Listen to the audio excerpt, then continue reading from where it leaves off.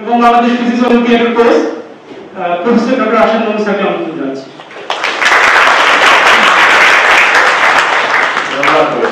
আমাকে অবশ্য চেয়ারম্যান হিসেবে পরিচয় না দেওয়াই ভালো, কারণ চেয়ারম্যান আমি আজ আছি কাল নাই, তাই না? এটা একটা তাছাড়া হচ্ছে নিয়মতান্ত্রিক একটা পরিবেশ। আমাকে চেয়ারম্যান হিসেবে পরিচয় দিলে আমার খুব অস্বস্তি লাগে। তবে এটা ঠিক যে চেয়ারম্যান সাহেব বলে অন্যান্য জায়গায় তাকে বাইরে গেলে পাতা না, এটা একটা সুবিধা। তো যাই হোক, এটা হচ্ছে জাস্ট অবজারভেশন। আমার ইচ্ছা ছিল যে এই টাইটেল এবং প্রেজেন্টেশন পুরোটাই বাংলায় করা, এবং ইনফ্যাক্ট আমার এটা করার এক্সপিরিয়েন্সটা আছে, কিন্তু যেটা সমস্যা হয়েছে এটা তৈরি করতে গিয়ে আমি আমার ল্যাপটপে ওএস জাস্ট 3-4 দিন আগে আমি আপডেট করেছি। আমি মিড 17.3 ইউজ করতাম, কোনো এক কারণে আমি মিড 18 সুইচ করতে হয়েছে।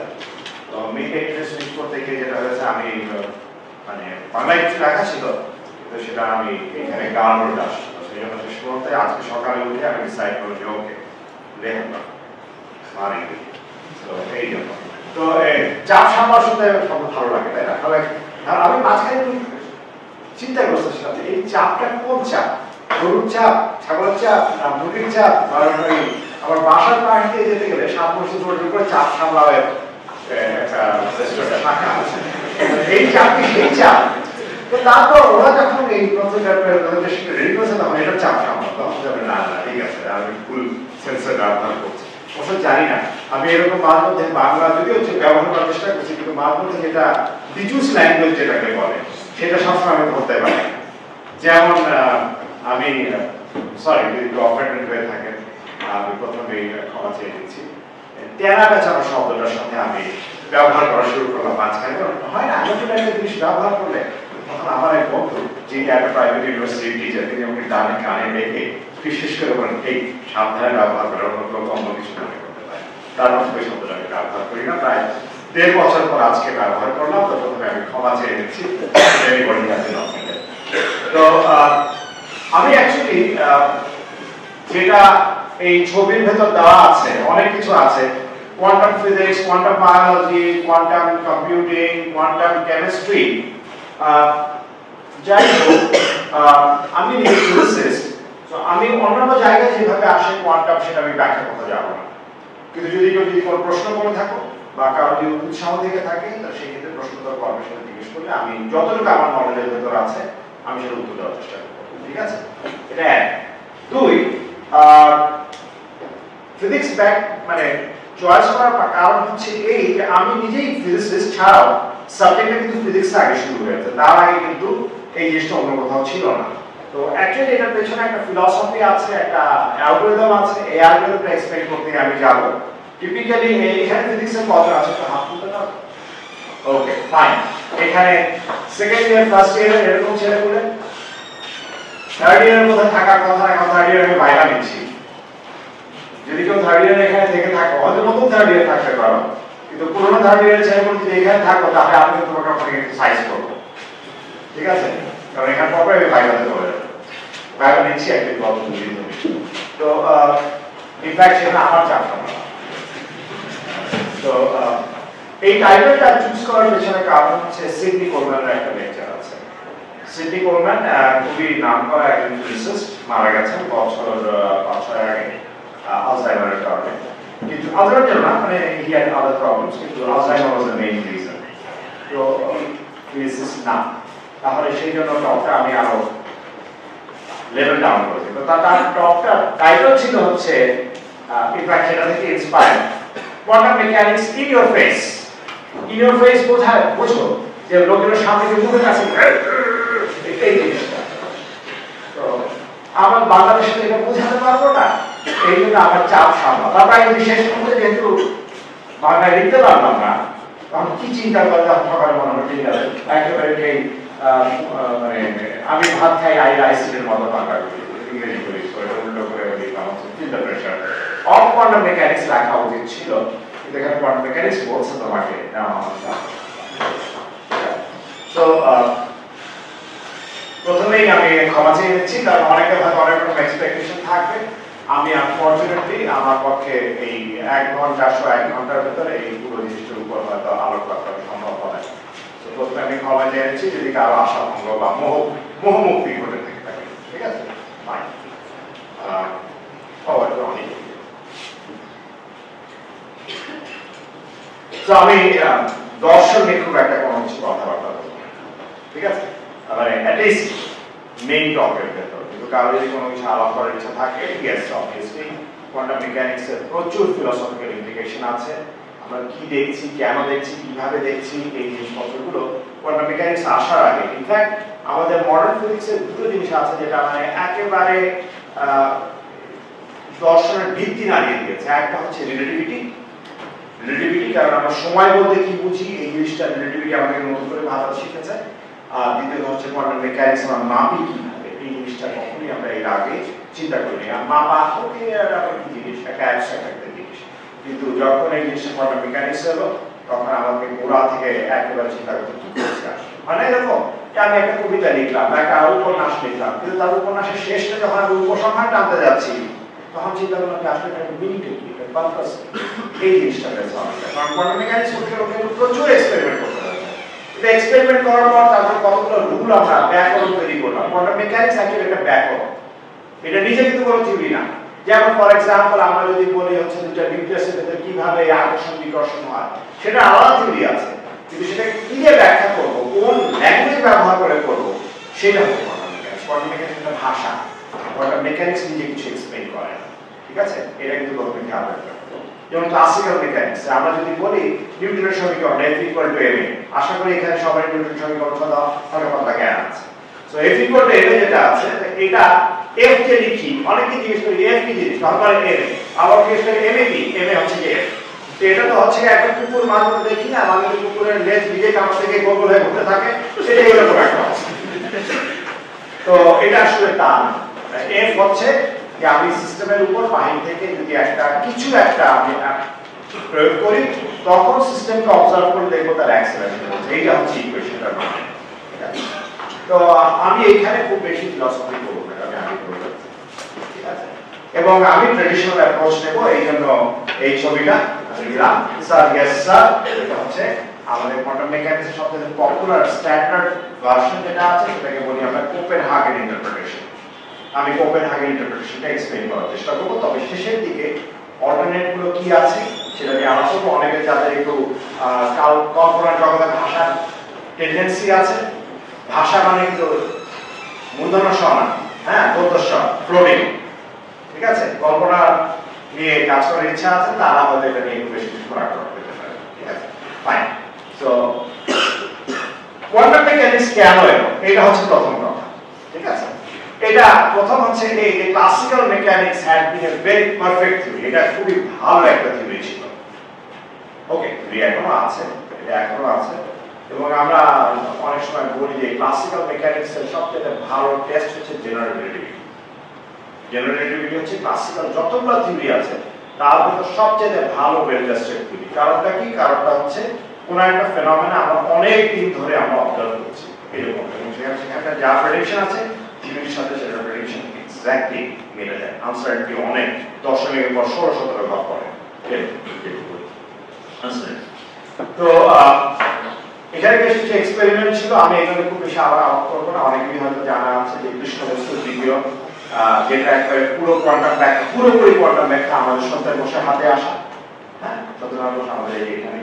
ইনফ্যাক্ট ওনার বাসা কিন্তু এখানে ছিল, এই যে সামনে যে এই জায়গা খালি জায়গা, এই যখন লাইব্রেরি করা হয় তখন তার এটা একটা পাঠানো ছিল।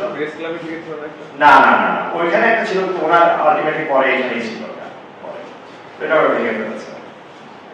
যাই হোক, সেটা ব্যাপার না। এই এখন সব জায়গাতেই ভাঙো চলো যা কিছু করো, যেমন আমার বাসার সামনে, আমার বাসা আসাদের সামনে, তো এই ওখানে পাশের রাস্তায় চমৎকার কিন্তু হাঁটার রাস্তা ছিল। কি যে পছন্দ হয়েছে আজ ভেঙে সেখান থেকে আবার নতুন করে নিচে আবার একটা ড্রেন বানাচ্ছে, আবার মানে প্রয়োজন নাই বারবার। এই জন্যই ভয় আমি ভিডিও করতে ভালো করি, কারণ ভিডিও করলে আমি এখন আজে বাজে কথা বলবো, কে যে মাইন্ড করে। তবে এখানে বেশ বলে রাখি, এক্সপেরিমেন্টে যে জিনিসটা আসলো যে আমরা যখন কিছু মেজার করতে গেলাম তখন সেখানে পাওয়া গেল কিছু কিছু জিনিস, সেগুলোকে ডিসক্রিট হতে হলো। যেমন এনার্জিকে ডিসক্রিট হতে, শক্তিকে ডিসক্রিট হতে হয়েছে। কৌণিকভাবে অ্যাঙ্গুলার মোমেন্টাম সেটা ডিসক্রিট হতে যাচ্ছে ইত্যাদি ইত্যাদি, ঠিক আছে। এটা অনেক কম পাওয়া যেতে পারে, আমার মনে হয় সেটা কোয়ান্টাম মেকানিক্সে এটা মেইন জিনিস না। অনেকে মনে করে কোয়ান্টাম মেকানিক্স এই একটা মেইন জিনিস, কোয়ান্টাম মানে হচ্ছে টুকরো টুকরো ছোট টুকরো। ইনফ্যাক্ট আমাদের মহাজাতক সাহেব এর উপর বেশ ভালো একটা ইন্ডাস্ট্রি তৈরি করেছেন, কিন্তু এই কোয়ান্টাম আর আমাদের কোয়ান্টামের সাথে কোনো মিল নাই, ঠিক আছে। এটা আগে প্রথমেই বলে রাখছি, কারণ যদি এই নিয়ে কোনো যদি জিজ্ঞেস করার ইচ্ছা থাকে আগে প্রথমে কিন্তু একটা মানে সামনে একটা রেড লাইট দিয়ে দিলাম। এটি যদি প্রশ্ন করা হয়, না আমি প্রশ্ন উত্তর দেওয়ার চেষ্টা করবো, কিন্তু আগে বলেছি আমার অ্যাপ্রোচটা হবে কমপ্লিটলি নেগেটিভ, ঠিক আছে। এর সাথে অন্য কোনো মিল নেই। এটা পুরো সিরোসেন্স, তারা যে ওয়েতে চিন্তা করছে সিরোসেন্স আর কিছু বলা যাবে না, মানে জাস্ট শুধু সায়েন্টিফিক টার্মটা ইউজ করছে আর কিছু না। তো সায়েন্টিফিক তো অনেক কিছুতে আমি করতে পারি, মানে আর কিছু নাই কেন আমি জানি না, আমি কখনো যাইনি। ইভেন আমরা একজন কলিগের আমি দেখলাম যে এই বাসার কাছে একটা ড্রিঙ্ক গ্যালারি আছে, ড্রিঙ্ক গ্যালারির সামনে আমাদের এক কলিগ মেডিটেট করছেন, তার ছবি লাগিয়ে দিয়ে এখানে মেডিটেশন করানো হয় নিজে কোয়ান্টাম ফাউন্ডেশন, মানে ওনাকেও ব্যবহার করে। ঠিক আছে, যাই হোক, প্রথমে বলি যে ডিসক্রিট ভ্যালুস পাওয়া গেছে, কিন্তু এর মানে না যে ডিসক্রিট ভ্যালু হলে সেটা কোয়ান্টাম, ঠিক আছে। কোয়ান্টামের সাথে ডিসক্রিট ভ্যালু কোনটা কজ আর কোনটা এফেক্ট, এটা হচ্ছে এফেক্ট, ডিসক্রিটাইজেশনটা হচ্ছে এফেক্ট, কজ না, কজ অন্য কিছু, সেটা নিয়ে আমরা আলাপ করতে চাই, ঠিক আছে। কিন্তু লোকজন যখন এটা নিয়ে বেশি বাড়াবাড়ি করে তখন আমাকে এই জিনিসটা মনে হয়, কারণ অনেকে দেখি আমি একবার ফারাকাস এটা কথা বলতে বলতে তখন আমার ঠিক মনে হয় এখানে what I'm doing you can see that we have a grown up businessman riding a tricycle, কারণ এই কোয়ান্টাম ফেনোমেনন হচ্ছে ডিসক্রিট ভ্যালুস, এটা হচ্ছে ছোট্ট একটা জিনিস, হ্যাঁ হ্যাঁ এটা আছে, কিন্তু quantum mechanics is much bigger than that, ঠিক আছে। তো এই জিনিসটা খেয়াল রাখতে হবে। আমি এই জিনিসটা এক্সপ্লেন করার চেষ্টা করবো, যতটুকু পাওয়া যায় আমি ম্যাথমেটিক্স অ্যাভয়েড করার চেষ্টা করবো, ঠিক আছে। তো ডিসক্রিট ভ্যালু প্রথম ইন্ট্রোডিউস করেছিলেন হচ্ছে প্ল্যাঙ্ক, হ্যাঁ, তিনি কৃষ্ণ বস্তুর বিকিরণ যখন করতে গেলেন তখন তিনি বললেন যে সিস্টেমের ভেতরে কতগুলো অসিলেটর আছে, আমি অসিলেটর হিসাবে চিন্তা করবো কি সেই অসিলেটর, সেটা কিন্তু উনি বলেননি, সেমন অসিলেটরে কতগুলো পার্টিকুলার এনার্জি লেভেলস আছে ইত্যাদি ইত্যাদি, ঠিক আছে। এইটা একটা জিনিস ছিল। এখন যেটা সবচেয়ে বড় লাভটা আসছে সেটা হচ্ছে যখন আইনস্টাইন ফোটনের কনসেপ্ট দিতে গেলেন। আইনস্টাইন ফোটন কনসেপ্ট যে জিনিসটা যে এনার্জি সেটা ডিসক্রিট না, যেটা ছাড়ছে, অর্থাৎ বিকিরণ, যেটা বিকিরণ নিজেই ডিসক্রিট, এটা ছিল হচ্ছে আইনস্টাইনের সবচেয়ে বড় কন্ট্রিবিউশন এখানে, হ্যাঁ। তবে এটাতেও আমি খুব একটা বেশি মাথা ঘামাবো না, এটা আমার জরুরি না। জরুরি হচ্ছে এখানে যেটা সবচাইতে ইন্টারেস্টিং এবং সেটা মোটামুটি আশা করি সবারই জানা আছে, যেহেতু বোরের কনসেপ্ট। আমরা রাদারফোর্ড এক্সপেরিমেন্ট করে বের করলেন যে হ্যাঁ যে এখন কেমিস্ট্রি কজন আছে, একটু হাত তুলে ভালো হয়, খুব বেশি না, তাহলে আমি যা তা কেমিস্ট্রি করে পারবে। তো এমনি এটা মোটামুটি সবারই জানা যে একটা ভিতরে একটা নিউক্লিয়াস আছে, তো নিউক্লিয়াসের আবিষ্কর্তা কিন্তু হচ্ছেন কে, রাদারফোর্ড, আর তার চারদিকে কতগুলো ইলেকট্রন ঘুরে বেড়াচ্ছে হচ্ছে সার্কুলার পাথে, উনি চিন্তা করছেন সার্কুলার পাথে আমাদের সৌরজগতের সাথে মিলিয়ে। এখন যেটা তার সবচেয়ে বড় অবদান সেটা হচ্ছে এই জিনিসটা, সেটা হচ্ছে যে এখানে অবশ্য রং বোঝা যাচ্ছে না, আমি ফোটনটা লাল কালার দিয়ে করেছিলাম, বোঝা যাচ্ছে কিনা জানি না। এখানে আমরা এনার্জি প্লট করছি, ঠিক আছে। সো এই দুটো লেভেল আছে, দুটো অরবিট আছে, অরবিট হচ্ছে ই আর একটা হচ্ছে ই প্রাইম, ঠিক আছে। আর বোর বললেন যে এরকম হতে পারে সিস্টেম যখন আমি ভেতরে এনার্জি দেই তখন ইলেকট্রন লোয়ার লেভেল থেকে জাম্প করে উপরের লেভেলে যায়, কিন্তু এখানে সে থাকতে পারে না, সে আবার ওখান থেকে উপর থেকে নিচে নেমে আসে। নেমে আসার সময় সে একটা ফোটন পাবে, সেই ফোটনের ফ্রিকোয়েন্সি হচ্ছে এই দুটার মানে এনার্জি যে ফিক্স, এই ফিক্সড এনার্জির পার্থক্যের সময়, ঠিক আছে। ফাইন, ইকুয়েশন দরকার নাই। এখন এখানে একটা রাদারফোর্ড আমাদের এডুকেশন, কিন্তু রাদারফোর্ডের পোস্ট ডক ছিলেন, রাদারফোর্ডের পোস্ট ডক ছিল। রাদারফোর্ড তাকে বলে তোমার এই ধরনের একটা সমস্যা আছে, মানে কি সমস্যা? এই সমস্যাটা অ্যাকচুয়ালি পরিচালনা করতে খুব একটা বলা হয় না, এটা একটু চিন্তা করে বোঝা যাচ্ছে, এটা খুব ইজি একটা সমস্যা, মানে সমস্যাটা কোনো ইজি সলিউশন নাই, সমস্যাটা বোঝা যায় সহজে। সেটা কিরকম? আচ্ছা, আমি জিনিসটা এইভাবে চিন্তা করি যে আমি আজিমপুর থেকে ফর এক্সাম্পল আমি যদি টঙ্গী যাই, ঠিক আছে, যেতে গেলে কি হবে, আমাকে ভাড়া দিতে হবে, তাই না? বাসে যেতে গেলে ভাড়া দিতে হবে। এখন আমি যখন উপরের লেভেলে আছি, আমি আজিমপুরে উঠলাম, এখন মুশকিল হচ্ছে যে আমি তো না হয় জানি যে আমি আজিমপুর যাবো, আজিমপুর থেকে ধর টঙ্গী যাবো, কিন্তু ইলেকট্রনের তো কোনো স্ট্রাকচার না, ইলেকট্রন একটা কণা, তার কি কোনো মেমোরি আছে? তাহলে ইলেকট্রন যখন নিচে নামছে, নিচে নামতে গেলে তাকে ফোটন ছাড়তে হবে, কারণ এনার্জি কনজারভেশন। সেটা এখনো এসে এখানে পৌঁছায় নাই। এখন যে এনার্জিটা ছাড়বে, ফোটন এনার্জি কিন্তু ফিক্সড, সে কিভাবে জানে যে কত ফোটন ছাড়তে হবে, কত এনার্জি ফোটন ছাড়তে হবে?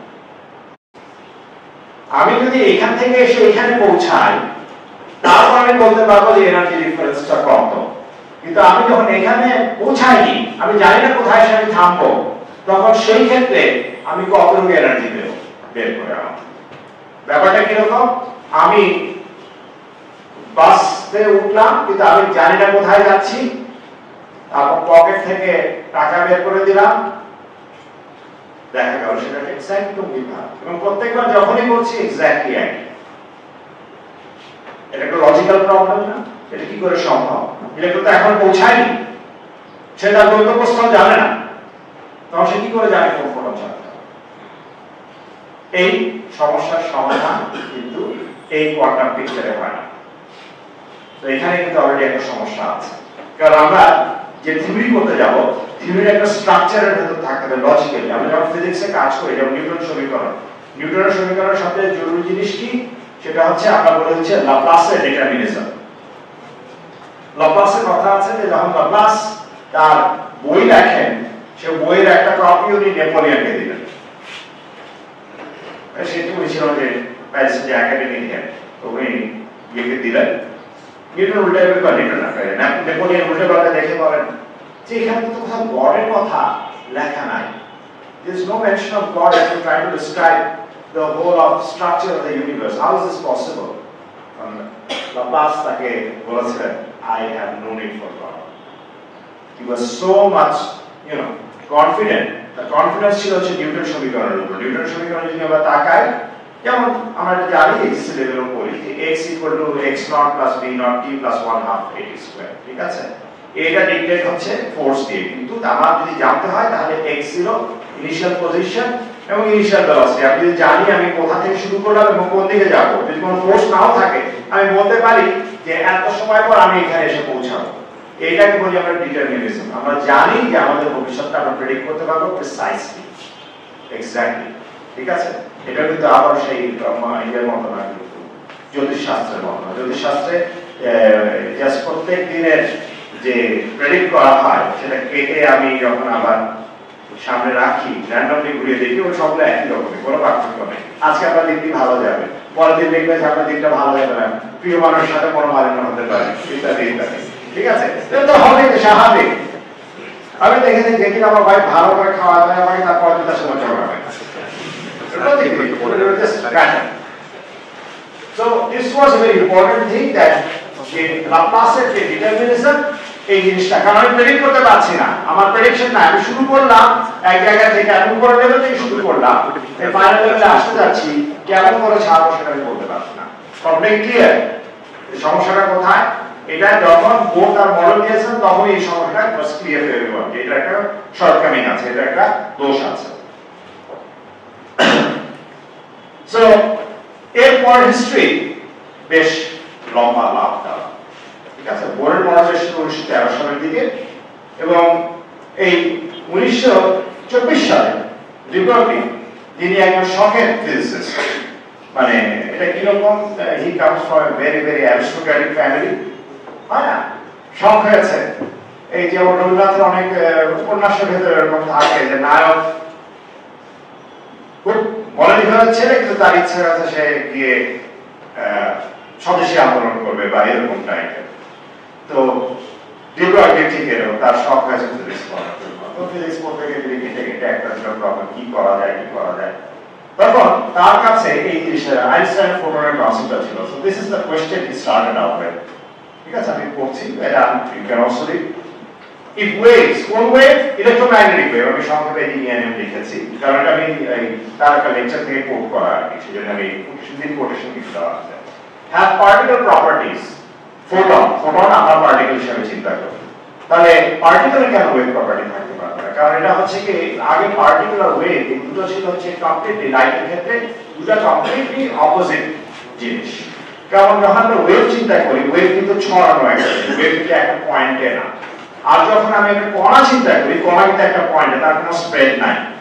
তাহলে যখন আমি দুটো চিন্তা করছি তখন আমি কোথাও নাই, ঠিক আছে? এটা অনেকে বলবে হচ্ছে এগেইন বাজেভাবে বলতে গেলে না বলে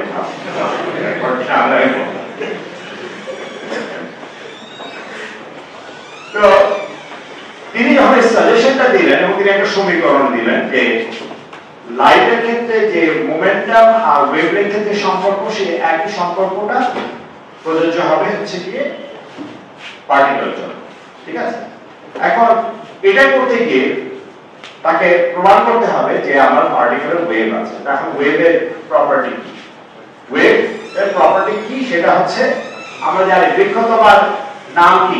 উত্তর হয় ফলের পরিচয়, ঠিক একই জিনিস। তো ফলের কিভাবে পরিচয় দেয়? কোনো জিনিস যদি ওয়েভ হয়ে থাকে, ওয়েভের দুটো জিনিস থাকতেই হবে, একটা হচ্ছে ইন্টারফিয়ারেন্স, হ্যাঁ ইন্টারফিয়ারেন্স আমরা কোথায় উপরিপাত না ব্যতিচার, আর হচ্ছে না আর এই হচ্ছে অপবর্তন, ডিফ্র্যাকশন হচ্ছে অপবর্তন, তাই ঠিক আছে? আমার মাধ্যমে ব্যতিচার, অপবর্তন আর সমাবর্তন, সমবর্তন। আচ্ছা এর ভিতরে আমার কাল বলবে, আমাকে লিখে রাখতে হবে না। তো এটা দেখা যাচ্ছে, ঠিক আছে? তো এক্সপেরিমেন্টে কিরকম হবে? সহজ এক্সপেরিমেন্ট, আমরা তো এই জিনিসটা দেখি। ইনফ্যাক্ট এটা করার জন্য আমি সাথে জিনিসও নিয়ে এসেছি।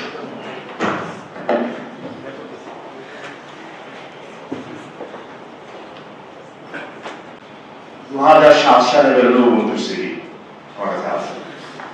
বোঝা যাচ্ছে এটা আপনার ব্যবহার হয় না, কিন্তু আমি খুব যত্ন করে রেখে দিয়েছি, কারণ একদম প্রথম দিকে না আমি তখন উবুন্টু ব্যবহার করতাম না। আমি ইভেন গত বছর পর্যন্ত আমি রেড হ্যাট ইউজ করে এসেছি, ঠিক আছে? আবার এখানে এখন হচ্ছে মেইনটা ইনস্টল করা, এটা কারণ হচ্ছে ল্যাপটপে কিছু ফিচার আছে যেটা হচ্ছে রেড হ্যাটে ভালো সাপোর্ট করে না। তো এটা তো আমরা তো জানি এটা কি হয়। ডিফ্র্যাকশন কার আইডিয়া আছে? ডিফ্র্যাকশন এখন করে কঠিন কিছু না, আমার সাথে সব এক্সপেরিমেন্টের জিনিসই আছে। এটা কি? এটা একটা লেজার পয়েন্টার। সো এই যে লেজার দেখ, so all I have to do, এই জন্যই ক্লিপ অন মাইক্রোফোন দরকার, ঠিক আছে? আমরা একদম হেল্প করি না লাগবে না, আমার মনে হয় আমি যখন কথা বলা লাগবে তখন কাছে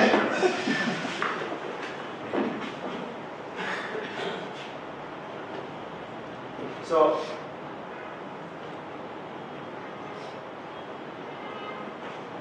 আচ্ছা এই আমার বাসায় এক্সপেরিমেন্ট করেছি তো দেখি, but you can see very. আচ্ছা কোথায় ফেলবো এটা? স্যার এটা ব্যাকগ্রাউন্ডে ফেলে ভালো। কোন ব্যাকগ্রাউন্ড? এটা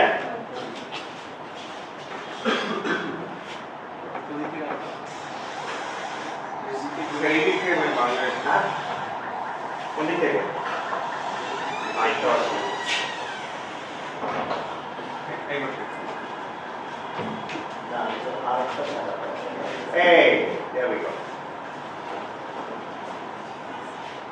এই উপরে আরেকটা দেখা যাচ্ছে না? নিচে তো একটা হচ্ছে মেইন রিফ্লেকশন, কিন্তু মেইন রিফ্লেকশনের পরে আরো উপরে এই যে আমি যখন নাড়াচ্ছি ওটা নড়াচড়া করছে, এটা নাকি এর উপরে আছে? হ্যাঁ এই একটা চিলের মতো। এটা কেন? এটা একটা সাইজিং, কারণ এটা ডিফ্র্যাকশন গ্রেডিং। তো লাইট যেখানে পড়বে সেটা ছাড়া অন্য অ্যাঙ্গেলেও কিন্তু সে যেতে পারে। এখানে তো অত ভালো লাগছে, বাসায় আমি সকালে এক্সপেরিমেন্ট করেছি 6টার দিকে, তো ওইখানে আমি 3টা পর্যন্ত পেয়েছি, ঠিক আছে? কিন্তু এটা it's not a very hard experiment. যে কোনো একটা যে লেজারের পয়েন্টার আছে এই কিরিং এর সাথে পাওয়া যায় আর একটা সিডি। আমাদের সময় এইগুলো করার জন্য লেজার এরকম ভাবে অ্যাভেলেবল ছিল না।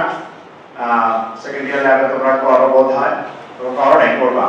এটা হচ্ছে অন্ধকার ঘরের ভিতর ঢুকে সোডিয়াম ল্যাম্প, তারপর হচ্ছে রিফ্র্যাকশন গ্রেডিং, তারপর দেখে মনে হবে যেন এই যে এরকম টাইপের একটা জিনিস কিছু একটা নিয়ে বেরোনো, মানে মশা মারতে কামান দেখা, কামানা ট্যাঙ্ক দেখা। তো যাই হোক, তো এইরকম টাইপের experiment, all I have to do is যে আমাকে একটা বিম, পার্টিকুলার বিম নিয়ে আমাকে এরকম একটা গ্রেডিং এর মতো কিছু একটা পাঠাতে হবে, এবং সেখানে আমি যেটা স্ট্রেট লাইনে যাওয়ার কথা, রেগুলার রিফ্লেকশন ছাড়া আরো অন্যান্য জিনিসগুলো পাবো। ঠিক আছে, এইটাই হচ্ছে এফেক্টিভ জিনিসটা। তো এখন এরকম টাইপের ডিফ্রাকশন গ্রেডিং কেমন করে তৈরি করা যায়? ভেরি সিম্পল, অ্যাটমিক ক্রিস্টাল, এটার যে সাইজ আর হচ্ছে ওই ইলেকট্রনের যে ওয়েভলেংথ, আর ইলেকট্রন নিজেও তো একটা ওয়েভের মতো করে তৈরি করা হচ্ছে অরবিট।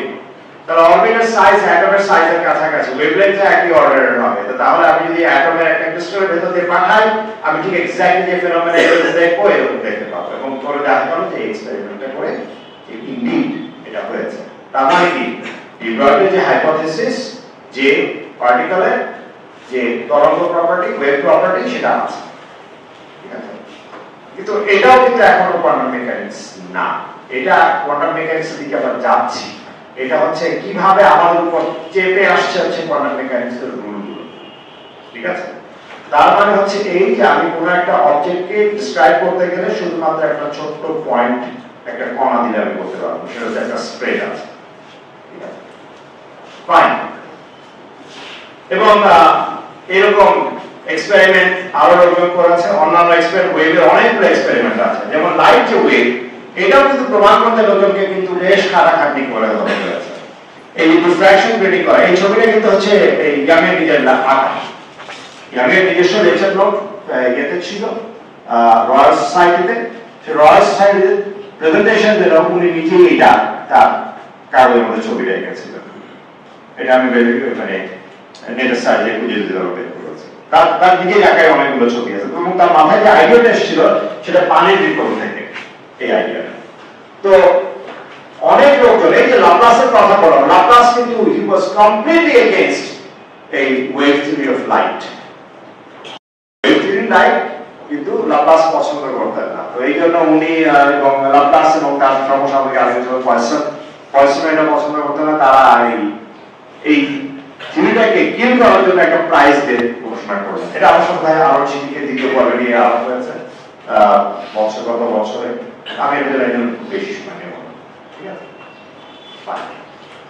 তো প্রথম যে জিনিসটা হয়েছে যে তরঙ্গ থাকলে, হ্যাঁ, যেটা সবচেয়ে বড় সমস্যা সেটা হচ্ছে পার্টিকেল একটা পার্টিকুলার পথে যাবে না। কারণ কি, যদি একটা পার্টিকেল হয়, পার্টিকেল একটা লাইনে যায়।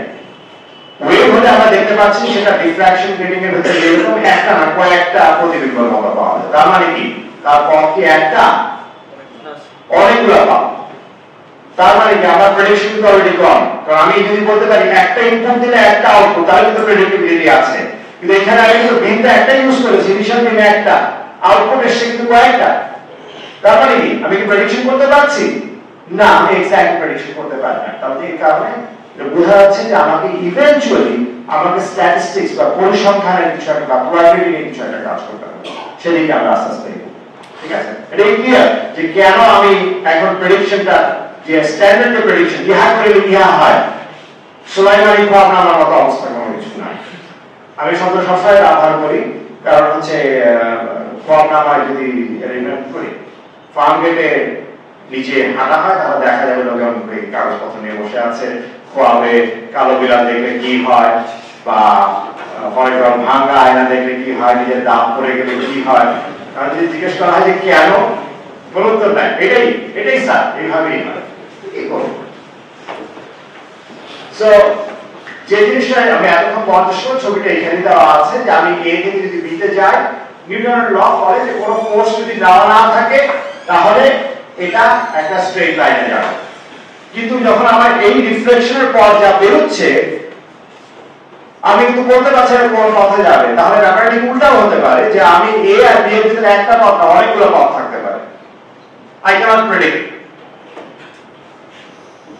এখানে কিন্তু একটা বড় একটা সমস্যা আছে। Let's go back and look at this picture. এইটা আমি কি বলছি যে আমি ই আর ই প্রাইম দুটো কক্ষপথ আছে। আমি যখন ই তে থাকি তখন ই প্রাইমে থাকি না। কিন্তু যদি আমি একটা ওয়েভ হয়ে থাকি বা স্প্রেড অবজেক্ট হয়ে থাকি, আমি এক জায়গায় নাই, আমি ছড়ানো, তাহলে কি আমি ই তেও আছি, আমি ই প্রাইমেও আছি।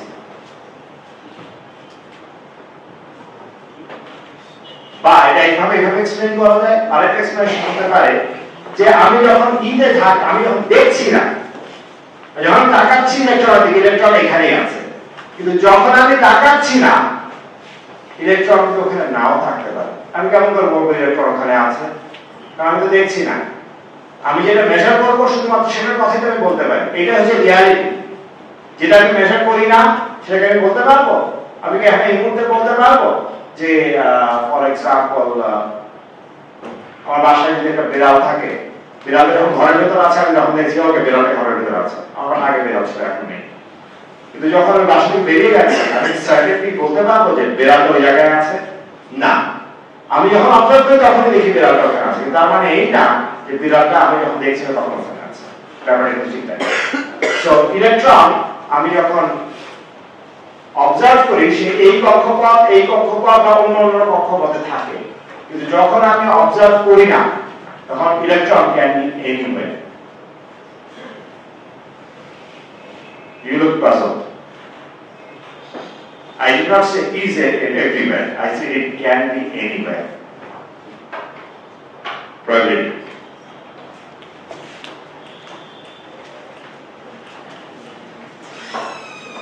So এখন সমস্যা হচ্ছে যে আমি ঠিক আছে, আমি পার্টিকেলটা একটা ওয়েভ দিয়ে রিপ্রেজেন্ট করবো, সেই ওয়েভের ইকুয়েশন কি হবে, এটা একটা বড় সমস্যা ছিল। এবং এইখানেই শর্ডিঞ্জারের সবচেয়ে বড় একটা কাজ আমাদের সবার জানা আছে, নাম জানি শর্ডিঞ্জারের। তো নিউটনের যেমন নিউটনের সমীকরণে পার্টিকুলার পজিশন আছে, পার্টিকুলার মোমেন্টাম আছে, কোনো প্রশ্ন আছে? এগুলো কোনো প্রশ্ন করতে না, কারণ যদি কোনো প্রশ্ন থাকে যে কোনো সময় you just have to raise your hand or just ask, কোনো সমস্যা নেই। আমি এখানে ক্লাস লেকচার দিচ্ছিলাম যে আমি মাঝখানে থেমে গেলে হ্যাঁ পরে আমি সিলেবাস শেষ করতে পারবো না, এরকম কোনো সমস্যা নেই। সো if কারো যদি কোথাও যদি কোনো খটকা থেকে থাকে কোনো ব্যাপারে, immediately you stop me and ask me questions, ঠিক আছে? কোনো সমস্যা নেই। এবং ওয়েভের জন্য শর্ডিঞ্জার এরকম একটা সমীকরণ উনি পস্টুলেট করবেন। এখানে একটা খেয়াল করে, এখানে কিন্তু একটু বড় ইম্পর্টেন্ট একটা পার্থক্য আছে। এইখানে আমরা FP ইকুয়াল মেজারেবল কোয়ান্টিটি, এটা মেজার করতে পারি, কিন্তু এখানে তিনি একটা অদ্ভুত বিধিকিচ্ছে একটা জিনিস যেটা আমি সাই দিয়ে লিখেছি, গ্রিক অক্ষর। এটা একটা মিল আছে, এদিকে একটা ডেরিভেটিভ আছে, এদিকে একটা ডেরিভেটিভ আছে। এটা হচ্ছে ডেরিভেটিভ সময় সাপেক্ষে, এটাও সময় সাপেক্ষে। এটাকে আমরা বলি হচ্ছে এভোলিউশন ইকুয়েশন। এভোলিউশন মানে সময়ের সাথে কিভাবে পরিবর্তিত হয়। এই তাহলে এখানে সময়ের সাথে পরিবর্তিত যেটা হচ্ছে, এখানে পার্টিকুলার পজিশন ছিল, এই পার্টিকুলার পজিশন না, তার সেটাকে ডিসক্রাইব করব কোন একটা অবজেক্ট, অক্সিলারি একটা অবজেক্ট, সাই। কি সেই সাই আমি জানি না, ঠিক আছে? আমরা তৈরি করতে যাচ্ছি একটা ভাস্কর্য, কিন্তু ভাস্কর্যের কি শেপ আমরা জানি না, কিন্তু আমি জানি ভাস্কর্যটা যেন দেখতে ভালো হয়, ঠিক আছে? এরকম কিছু একটা কি শেপ, কি জিনিস কিছু জানি, জাস্ট তৈরি করে যাচ্ছে। অবস্থায় এটা এক্স্যাক্টলি তাই। এটা হচ্ছে ঠিক অন্ধকার ঘরে হাঁটার মতো। কোথায় যাচ্ছি এই সময় ফিজিক্সে এক্সাইটিং টাইম, কারণ যদি আমি জানি কোথায় যাচ্ছি তাহলে তো সেটা থেকে কোনো মজা নেই। মজা হচ্ছে কোথায় যাচ্ছি আমি দেখি কোথায় যাই, এরকম একটা অ্যাটিটিউড অফ ফিজিক্স করছে। এটা 1920 আর 30-এর মাঝামাঝি সময়টা। তাহলে এখানে তো দুটো ইন্টারেস্টিং জিনিস, ফিজিক্সের অন্যান্য সমীকরণ যেটা আছে, অন্যান্য সমীকরণে কোথাও কিন্তু এই জটিল রাশি বা জটিল সংখ্যা i কিন্তু আসে না। এইটা হচ্ছে ফিজিক্সের ফার্স্ট ইকুয়েশন, যেখানে i জোর করে ঢোকানো যায়, কিন্তু এখানে i ন্যাচারালি অকার করে। এটা i ছাড়া এই ইকুয়েশন লেখা সম্ভব না। অবশ্যই একটা ফাঁকিবাজি বুদ্ধি আছে, এটা অবশ্য আমি আমাদের ক্লাসের সাথে তাদেরকে বলি, এটা একটা ফাঁকিবাজি। কারণ এইখান থেকে বোঝা যাচ্ছে যে সাই যেহেতু সামনে একটা i দিয়ে গুণ করা আছে, আবার এদিকে আবার সাই আছে, তার মানে সাই ইন জেনারেল একটা জটিল রাশি। জটিল রাশি কিন্তু দুটো পার্ট থাকে, একটা থাকে হচ্ছে রিয়েল পার্ট আর একটা হচ্ছে ইমাজিনারি পার্ট। তাহলে এই ইকুয়েশন যখন ভেঙে আমি লিখবো, এটা কিন্তু একটা ইকুয়েশন, এটা কিন্তু দুটো ইকুয়েশন আছে, ঠিক আছে? এখানেও কিন্তু দুটো ইকুয়েশন আছে। এটা আমি লিখিনি কারণ মোমেন্টাম কি p লিখতে গেলে আমাকে লিখতে হবে মাস টাইমস ভেলোসিটি। ভেলোসিটি কি? ভেলোসিটি হচ্ছে rate of change of position. ওখানে কিন্তু আরেকটা ইকুয়েশন আছে, সেটা লিখিনি। তাহলে এইগুলো এই ইকুয়েশনের ভিতরে বেশ মিল আছে, কিন্তু স্ট্রাকচারের পার্থক্য হচ্ছে কি, এখানে একটা কি সব এই একটা সাই আছে, এই সাই ঢুকেছে, সাই কি জিনিস এটা লোকজন বুঝতে পারবে। এখন যেটা ইন্টারেস্টিং যে এই ব্যবহার করে শর্ডিঞ্জার তার ইকুয়েশন দিয়ে তোমরা যা যা ক্যালকুলেট করা দরকার সেগুলো ঠিকভাবে ক্যালকুলেট করতে পারছিলেন, কিন্তু তিনি বুঝতে পারছিলেন না সাই জিনিসটা কি। এটা নিয়ে লোকজনের মাথায় ইকুয়েশন ঠিক কিনা সেটা বোঝার কি উপায়, তার প্রেডিকশন ঠিকভাবে আছে কিনা। প্রেডিকশন আমি প্রেডিক্ট করলাম যে এটা রেজাল্ট এই হবে, সেই রেজাল্টটা আমি পাবো কিনা সেটা আইন যখন এই শর্ডিঞ্জার ক্যালকুলেশন করলেন তখন তিনি মিলাতে পারলেন। যেমন সবচেয়ে বড় একটা টেস্ট হচ্ছে যে আমি যদি হাইড্রোজেন অ্যাটমের জন্য যদি ইকুয়েশনটা লিখি, এরকম সবচেয়ে ছোট্ট কম্প্যাক্ট করে রাখা, এইচ কি জিনিস আমি বলিনি, এইচ ভেঙে রাখা যায়, লিখলে এটা একটা বিচ্ছিরি একটা জিনিস হয়। এটা জাস্ট সিম্পলি কাউকে ভোলকে যেতে না হয় যেন সবচেয়ে কম্প্যাক্ট ফর্মে লিখেছে, ঠিক আছে। ইকুয়েশনটা ইম্পর্টেন্ট না, ইকুয়েশনের ফলাফলটা কি সেটা ইম্পর্টেন্ট। তাহলে রেজাল্ট আমি শেষে কি ক্যালকুলেট করতে পারবো সিস্টেমের জন্য, যেগুলো এনার্জি, যেমন আমরা যখন মাপি এনার্জি গুলো কি আসে সেটা মেলে কিনা। শর্ডিঞ্জার এর আগে আরো কয়েকটা ইকুয়েশন ট্রাই করেছে, কোনটার রেজাল্ট মিলছিল না, এক্স্যাক্ট মিলছিল না। যদি যখন এই ইকুয়েশনটা করে তার সলিউশন বের করলেন, দেখবেন যে এটা এক্স্যাক্টলি যেটা এক্সপেরিমেন্টালে লোকজন বের করেছে তার সাথে মিলে, তখন তিনি ইকুয়েশনটা বললেন যে হ্যাঁ this is the equation that we should try. কিন্তু এখন ঝামেলা হয়ে গেল, এই সেই সুন্দর দেখতে কিন্তু মিনিংলেস একটা সাইন, এটা মানে ইহা কি। যেমন এর আগে একটা আমার মনে আছে, আমরা একটা নাটক টিভিতে দেখেছিলাম, এই ডক্টর আমন হক যিনি একটি বইটা কেমিস্ট্রি নাটক ছিলেন, উনি একটা পার্ট করেছেন। তাহলে যাকে গেছে হচ্ছে পাশ থেকে রাগ করে বেরিয়ে চিড়িয়াখানায়, তো ওইখানে গিয়ে চিড়িয়াখানায় গিয়ে জিরাফিতে হাত করে দাঁড়িয়ে আছে। তখন রামন হক এসেছেন, গ্রাম থেকে আসা করল, ভাইজান এই যে আমরা যদি গোস্ত খাওয়া যায়, আমাদের অবস্থা হচ্ছে এই সাইড থেকে গোস্ত খাওয়া যায়, এটা দিয়ে কি ঘাড়ের পিঠে চলে গেলে কি করে, what do we do with it? This is the question we ask. এখন আমরা বলেছিলাম যে ডিফ্র্যাকশন করলে আমরা একটা প্যাটার্ন পাই, ঠিক আছে। এই যে এরকম কিছুদিন পর পর একটা জিনিস রিপিট করে মাঝখানে গ্যাপ। এখন এই এক্সপেরিমেন্টটা লোকজন বলছে যেমন সাইডে তো ওয়েভ হয়ে থাকে, আমরা জানি ওয়েভ একটা স্প্রেড জিনিস, কিন্তু এখন যে প্রপার্টি এটা কি একটা পার্টিকেলের না অনেকগুলো পার্টিকেলের একটা ওয়েভ তৈরি করে। যেমন পানির ঢেউ, যখন কি পানির ঢেউ কি একটা পানির মলিকুলের জন্য হয় নাকি অনেকগুলা পানির মলিকুল একসাথে হয়, সেটার কালেকটিভ এফেক্ট হিসাবে আমি এর ভিতরে পানি ঢুকি, ব্যাপারটা কি তাই? তার লেটস টেস্ট দিস। তখন লোকে যেটা করা শুরু করলো যে তারা ফোটনের ইন্টেন্সিটি, আমি যদি ফোটনের যে লাইটের যে সোর্স সেটা তীব্রতা যদি আস্তে আস্তে আস্তে আস্তে কমাতে থাকি, এত কমায় যে এইরকম যে একটা ফোটন আলাদা আলাদা করে যাচ্ছে, এটা করা সম্ভব। ইনফ্যাক্ট অনেকে হয়তো আশ্চর্য হতে পারো যে আমরা যদি অন্ধকারের ভেতর থাকি কিছুক্ষণ বলতে পারে 1 ঘন্টার মতো এরকম, তাহলে আমার যে চোখের আই যে রেটিনা সেটা একটা সিঙ্গেল ফোটন পর্যন্ত ডিটেক্ট করতে পারে। It is so highly sensitive. এটা বাবিলোভের এক্সপেরিমেন্ট আছে, তার দিকে তারা এটা বায়োফিজিক্স পড়াশোনা করে এটা করেছে। তো একটা ফোটন যদি মানুষের চোখ ডিটেক্ট করতে পারে, আই ক্যান ডিভাইস এক্সপেরিমেন্ট যেখানে এখানে খুব লো ইন্টেন্সিটি দিয়ে একটা একটা করে ফোটন দিতে পারে। এখন যেটা হয়, এই এক্সপেরিমেন্টটা করা হয়েছিল তারাগুলা নামে এক ভদ্রলোক প্রথম করেছেন, এটা করা হয়েছে ইলেকট্রনের জন্য। যদিও এখানে আমি লিখেছি ফোটন ডেনসিটি, কিন্তু একটা লেখা আমার ভুল আছে, ইলেকট্রনের জন্য করা হয়েছে। সো প্রথমে যখন এখানে ছবিটা ভালো দেখা যাচ্ছে না, আমার বড় বাবু ছিল, আমি জানি না দেখা যাচ্ছে কিনা, প্রথমে এখানে একটা দুটা মানে বালি ছিটা দেওয়ার মতো, বালি ছিটা দিলে একটা দুটা এরকম সহজ, কোনো প্যাটার্ন নাই। কিন্তু আমি যদি আস্তে ওয়েট করতে থাকি, তারপর দেখা যাচ্ছে আস্তে আস্তে এখানে পৌঁছে, তারপর এটা আস্তে আস্তে শেষে অনেকগুলো যখন ফোটন এসছে তখন আমি এরকম একটা প্যাটার্ন দেখি।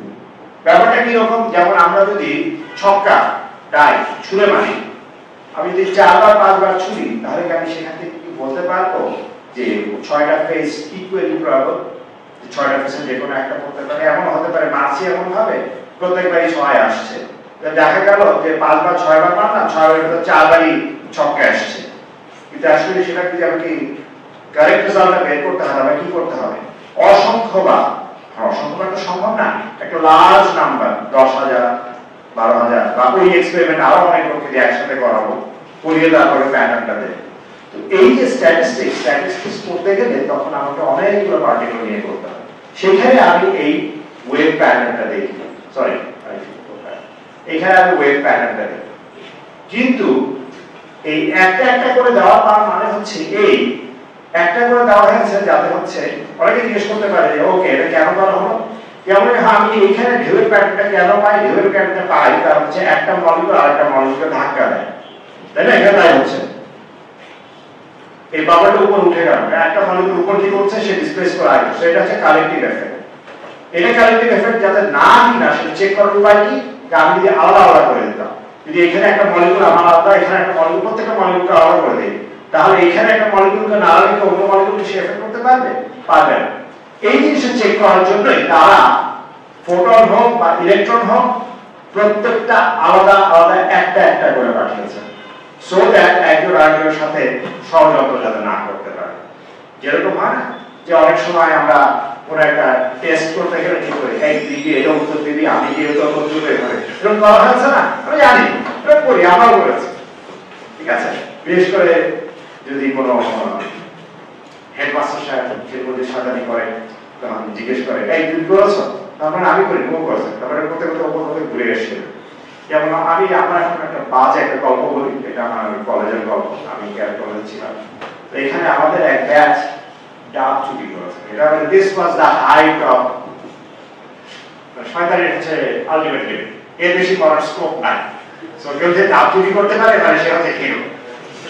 তো এটা করেছে কি, সরি এটার সাথে সায়েন্সের কোনো সম্পর্ক নাই, তারপর I try to make a point, I hope at the end of the story এটা রিয়েল বানানো না। তো এটা ডাব চুরি করেছে 3 বস্তা ডাব। পরের দিন প্রিন্সিপাল এসে দেখে যে তার বাসার পাশে কয়েকটা নারকেলের গাছেও কোনো ডাব নেই, খুঁজো পাওয়া গেল একটা হলের পেছনে। আমাকে এসে করেছে এবং জানা যায় সাধারণত এই ব্যাচের ছেলেগুলো এটা করে। কিভাবে ঠিক করা যায়? প্রিন্সিপাল এসে ধরবে, প্রিন্সিপালের যে একটা প্রিয় পাত্র ছিল, তিনি হচ্ছে গিয়ে এখন ঘুরেতে আছে, আর্কিটেক্ট ছিলেন, কিন্তু এখন রিটায়ারমেন্টে গিয়ে কিছু করেন না। চাকরা যা দেবাশিসরা আছে তার ভাগ, তার নাম হচ্ছে প্রসেনজিৎ। তো ঠিক করা হলো, প্রসেনজিৎ হচ্ছে কি আমাদের প্রিন্সিপালের অত্যন্ত প্রিয় পাত্র। তো যদি কোনো কিছু করা হয় প্রসেনজিতের নাম দেওয়া, ঠিক এক্স্যাক্টলি কনস্ট্রাক্ট। তো জিজ্ঞেস করে ডাব পেরেছে কে? প্রসেনজিৎ। ডাব উপর থেকে নিচে নামিয়েছে কে? প্রসেনজিৎ। 3 বস্তা ডাবের লেখা করিয়েছে কে? প্রসেনজিৎ। ডাবগুলো খেলো কে? প্রসেনজিৎ। তাই গাছের ভেতর 3 বস্তা ডাব খালি, কিছু করতেও পারে। এইরকম এখন এই প্রসেনজিৎ কেস হচ্ছে কিনা এটা চেক করার জন্যই আমরা এই ইন্ডিভিজুয়ালি একটা একটা করে ফটো পাঠাবো। সো কালেক্টিভলি গেলে এরকম রেজাল্ট আমরা দেখি, যখন সকলকে একসাথে পাঠানো হয় তখন এই রেজাল্ট হয়। আবার যদি একজন আরেকজনের সাথে যদি তোমরা যদি মুভি দেখো দেখবা যে যখন পুলিশ জেরা করে আলাদা করে জেরা করে, যাতে একজনের সাথে আরেকজনের কোনো স্টোরি মেকআপ না করতে পারে, এই জিনিসটা করার জন্য করা হলো, দেখা গেল একই রেজাল্ট। তার মানে কি ওয়েভ প্রপার্টি, তাহলে হচ্ছে প্রত্যেকটা পয়েন্ট পার্টিকেলের জন্য ইন্ডিভিজুয়ালি এটা হয়। যেমন আমরা এখন স্ট্যাটিস্টিক্স করি, স্ট্যাটিস্টিক্স করলে কিন্তু প্রত্যেকের কিন্তু একটা মানে থাকে। যেমন ফলে আমরা হাইট বলি, আমাদের কারেক্ট একটা অ্যাভারেজ হাইট 5.5 ফিট থাকতে পারে, কিন্তু তার মানে না যে প্রত্যেকের হাইট 5.5 ফিট। বা আমরা ঠিক করলাম ঠিক আছে আমার ওজন মাপার সময় বা হাইট মাপার সময় আগে একটু জিজ্ঞেস হয়ে দাঁড়ালাম, ফেয়ার একটু লম্বা হয়ে দাঁড়ালি, তারপর গড় হতে 5.5, এরকম তো প্রত্যেকের একটা নিজস্ব মিনিং আছে। এখানে তা এখানে প্রত্যেকটা অবজেক্টেরই এই ওয়েভের স্প্রেডিং পসিবিলিটি আছে, এছাড়া আর কোনো সলিউশন নেই। এটা খুব ইন্টারেস্টিং কি, যেটা তো আমরা চিন্তা করি ইলেকট্রন প্রোটন, এর থেকে বড় কিছু হয় কিনা, আনসার ইজ ইয়েস। তোমাদের কয়জন এই কার্বন 60 কার্বন 90 নাম জানো? কার্বন 6 বাকি বল বলি আমরা, পার্টিকেলসটা পুরো রেখে ন্যানোটিউব এগুলো বানায় থাকে। এইটা নিয়ে কিন্তু এক্সপেরিমেন্ট করা হয়। কার্বন 60 মানে হচ্ছে 60 কার্বনের কানেকশন করে যেমন রাখা যাচ্ছে, এরকমই 60 একটা বলের মতো, এই যে এটার মতো একটা বল, 60টা অ্যাটম একসাথে। এইটা দিয়ে এক্সপেরিমেন্ট করা হয়েছে এবং একই রেজাল্ট। মানে হ্যাঁ বাকি বল তো অনেক বড়, এটা সিঙ্গেল ইলেকট্রন, এর ভিতর আছে C60, তারপরে 12টা করে এর ভিতর, প্রত্যেকটার ভিতর নিউক্লিয়ন আছে, 12 * 60 720 ইলেকট্রন আছে। এটা সহকারে পুরোটা বাকি এবং একই রেজাল্ট। এটা ইজ এ দিয়ে করা হয়েছে। সো এটা সলিউশন, এটা একটা সলিউশন মাথা ঘামাতে চাই, তাহলে আমি একটা ছোট একটা গল্প বলি। আমার গল্প বলতে খুব পছন্দ হয়, জিজ্ঞাসা করতে পারি, তবে এটা প্রসেনজিতের গল্প না, এটা আগে বলে দিচ্ছি। আমি জানি না তিনি HQ থেকে তাকে ফোন করে জিজ্ঞেস করতে হবে আজকে গল্প করলাম সায়েন্স সোসাইটিতে এই জিনিসটা তো আমরা কুসংস্কারের বিরুদ্ধে কথা বলবো তাই না তো আমি চেক করবো যে ওকে ফোন করে যে 11টার সময় আমরা HQ ছিল সো এইটাকে আমরা বলেছি যে টেল অফ থ্রি পোলারাইজার আমরা যেমন গিফট অফ দ্য ম্যাজাই এরকম আছে না যে তিন জ্ঞানী ব্যক্তির গল্প আছে এর মধ্যে তিনটা পোলারাইজারের গল্প আমি অবশ্য আরেকটু ফাইজার করার ইচ্ছা ছিল বলতে যে টেল অফ থ্রি স্টুজেস বা থ্রি ইডিয়টস বা যেটা পছন্দ করে আমরা থ্রি স্টুজেস জেনারেশন ওই সময় ল্যারি কার্ডের মুভিতে দেখাতো তোমরা আমির খানের মুভি দেখো থ্রি ইডিয়টস তাই না রাইট আমি দেখিনি মুভিটা যদিও শুনি যে অনেকে অনেক কিছু মজার কিছু আছে কোনো এক সময় দেখার সময় দেখো আমি কালচারালি খুবই খারাপ একটা ফিলিস্টাইন তাকে বলে so once there was a polarizer একটা পোলারাইজার ছিল পোলারাইজারের কাজ কি পোলারাইজারের কাজ হচ্ছে লাইটকে সে একটা পার্টিকুলার অ্যাক্সিসে যদি সে ভাইব্রেট করে সেটাকে পাস করতে দেয় it was living in a very good harmonious world there was nothing to worry about and everything was nice then it met another polarizer like itself কিন্তু সেই পোলারাইজারটা অন্যদিকে তাকায় এটা কিরকম এই যে আমি আমাদের একজন রাজনীতিক ছিলেন তিনি সারা দেশ একাই চালাচ্ছিলেন হঠাৎ করে একটা বিরোধী দলের সাহায্য এই জন্য ফেসিং দেওয়া হবে যার ফলে যেহেতু এক্স্যাক্টলি ইকুয়াল কোনো কাজ আর হয় সো এদিক থেকে পাঠালে আগে এখান থেকে পাঠালে এইদিকে রেকর্ড হয় এখন এদিক থেকে পাঠালে এই যে অন্যদিকে তাকিয়ে 90 ডিগ্রিজ এর ভেতর দিয়ে কোনো কিছু আসে না তাহলে দেশে কোনো পোলারাইজেশনের কোনো ডিটেকশন হয় না সংসদে কোনো আইন পাস হয় না ইত্যাদি ইত্যাদি তাহলে ব্যাপারটা কি হলো এরপর আসলে একদল সুশীল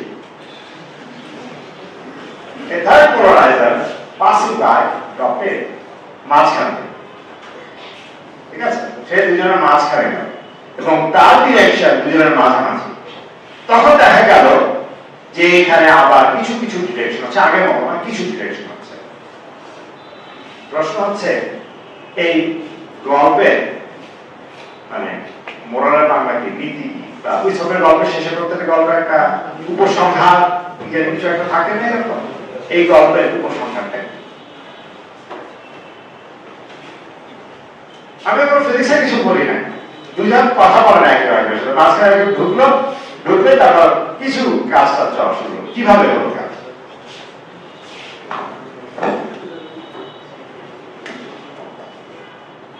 রাজনীতির ক্ষেত্রে যেমন আমেরিকা রাশিয়া একসাথে কোল্ড ওয়ার চলছে ঠিক আছে বা Israel Palestine they are not in talking terms okay then how do you actually put them to talk to each other you have it মাঝখানে দুধ থাকে দুধের কাজ কি লিঙ্ক আপনি কিভাবে করেন কথাটা বলার মানে কি বলার মানেটা কি এখানে বলার মানে কি জোরে জোরে একজনের কথা আরেকজনের দিকে দিতে হবে কিন্তু যদি এরকম হয় ওই দুধের সাথে আবার যে কথা বলতে আসলে কথা বলতে তার কোন প্রজেকশন তার মাঝখানে যদি কোনো রকম কমন এজেন্ডা না থাকে ভাষার যদি কোনো মিল না থাকে তাহলে সেই ক্ষেত্রে কি কথা বলতে পারবে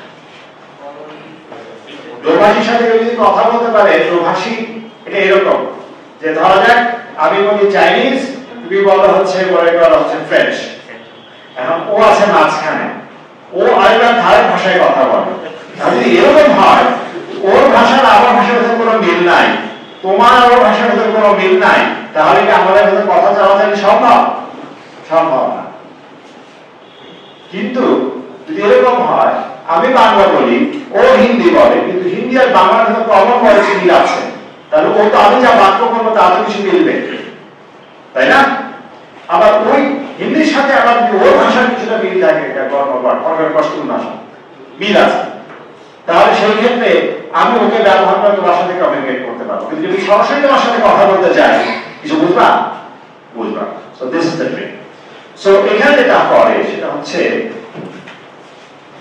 এই পোলারাইজার যে মাঝখানে যে ঢুকে আছে তার যে ডিরেকশন প্রত্যেকটা কিন্তু একটা ডিরেকশন আছে এর যে ডিরেকশন এই দুটার মাঝামাঝি যে ডিরেকশন হয় তাহলে কি হচ্ছে এর এই দিকে প্রজেকশন হয়, কিন্তু মাঝখানে এই যদি না থাকে এর সাপেক্ষে এটা কিন্তু 90 ডিগ্রি, কিন্তু মাঝখানে যদি এটা 45 ডিগ্রি 30 ডিগ্রি 10 ডিগ্রি মোট কথা 90 না এরকম যদি কিছু থাকে তখন সেক্ষেত্রে কি হবে এর ভেতর থেকে যেটুকু পার্ট সেটা নেবে নিয়ে তারপর এখান থেকে এর কাছে পাস করবে, কারণ এটার সাথে এটা 90 ডিগ্রি না।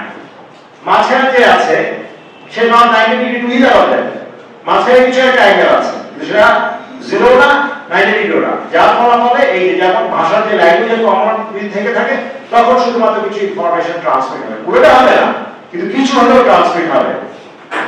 অন্ত বলা যাবে okay I don't hate you, এটুকু অন্ত বলা যাবে, ঠিক আছে।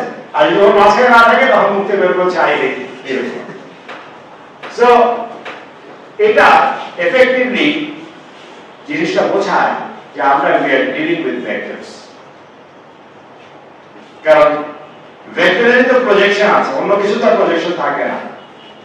লেটস থিংক আর কি কোনো সলিউশন আছে এটা?